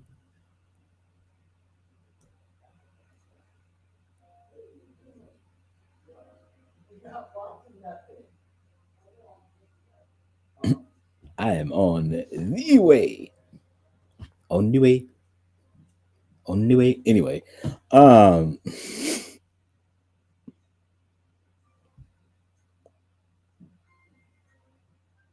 whenever it is that you catch this on the YouTube side,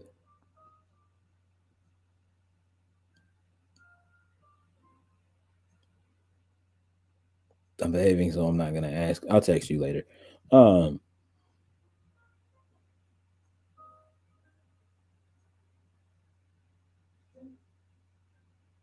Whatever it is that you're seeing this on the YouTube side, that's where I was at. Whatever it is that you're seeing this on the YouTube side, leave a like. If you're not subscribed, subscribe. I know how many subscribers I have. The number has yet to go up. Help change that if you want to. I'm not gonna make you, but like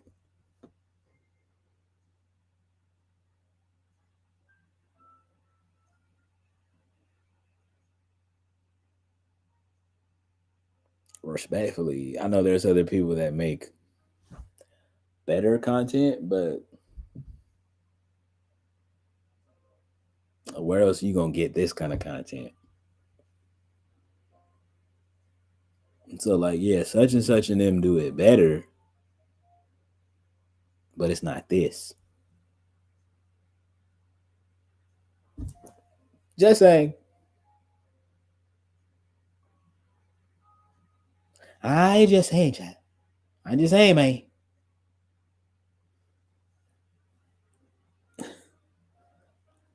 I'm just saying, man. And if you do enjoy what it is that you are seeing on the YouTube side of things, come on over to Twitch, man. Come be a part of the chat. Y'all talk to me. You see, I talk back. Just don't be like that goofy that came in here earlier, and you fine.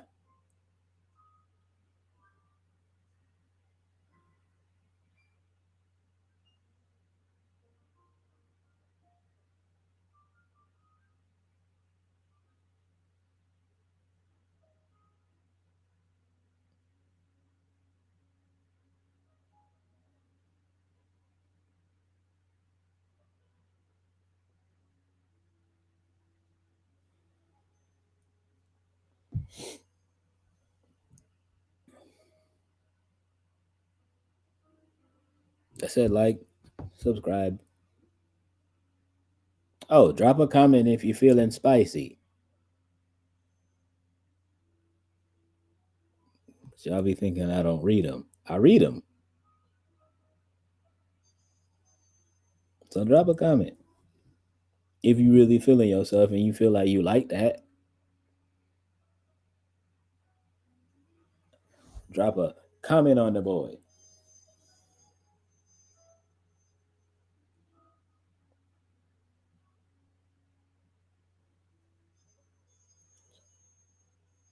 Darkside Diaries demo is out right now. Well, that's an EP. It's not a demo. The Darkside Diaries EP is out right now. Go get that. Go stream it. Go run the numbers up on that. Um,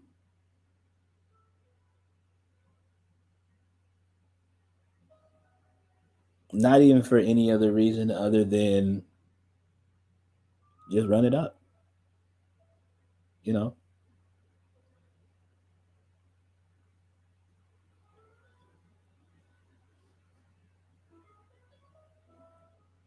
respectfully with love. Just go run it up.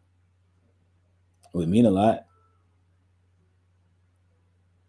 You know, I'm going to. Yes, and I love that for you.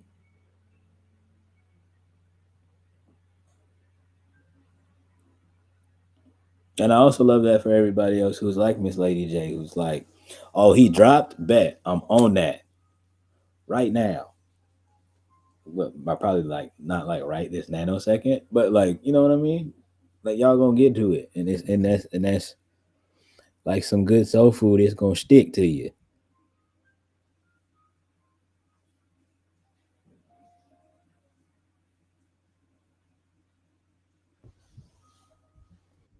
In case you forgot, exclamation point Bam Tunes in the chat.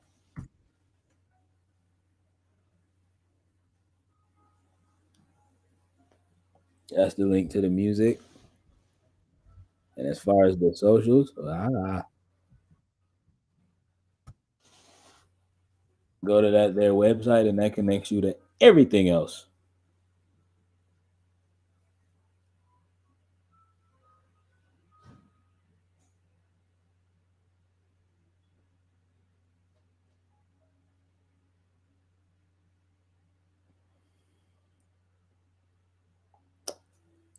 I love each and every one of y'all. From the bottom of my heart, I do. And until next time, well, I might send y'all somewhere. Hold on. Will I? Oh,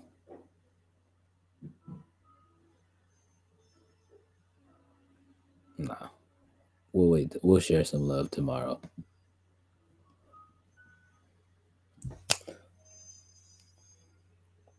R&B church service.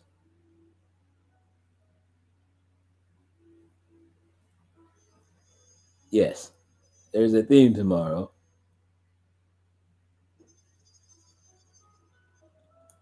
because I could work on some of that stuff. Uh,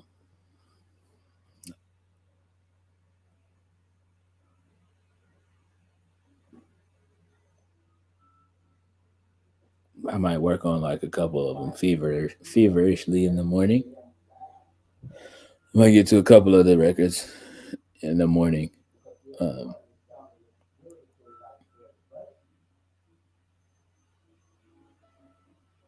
but yeah, the theme for the R&B church service is bring me your best records with the rap feature. I'm talking about somebody who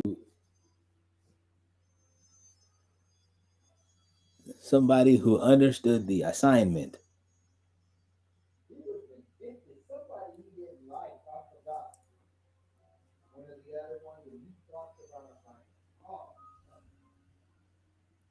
So we're gonna show love to all of your favorite songs with the rap features on it.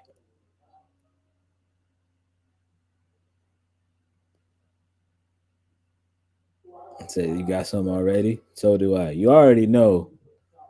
You already know who I'm bringing to the table. Y'all already know who I'm about to backpack for. The whole stream.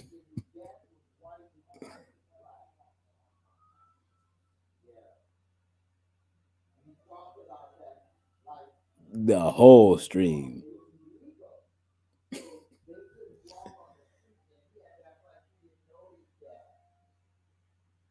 Said you have an idea? You might. You should be right if it's who I know that you know that I know who I'm talking about. Because I've been backpacking for this man for years.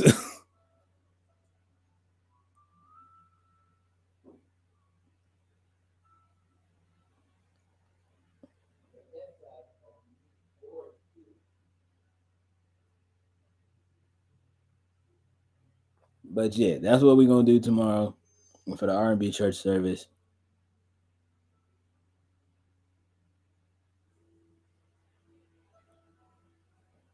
About the same time today. Not even about the same time around the same time today that we started 5 p.m. I'm on the West Coast, so Pacific time, specific time. Uh, don't meet me here, beat me here. Try not to miss me too much, but in the meantime, in between time, I love y'all. I love y'all. I'm gonna try my best not to miss you. Go ahead and take all of this here love with you.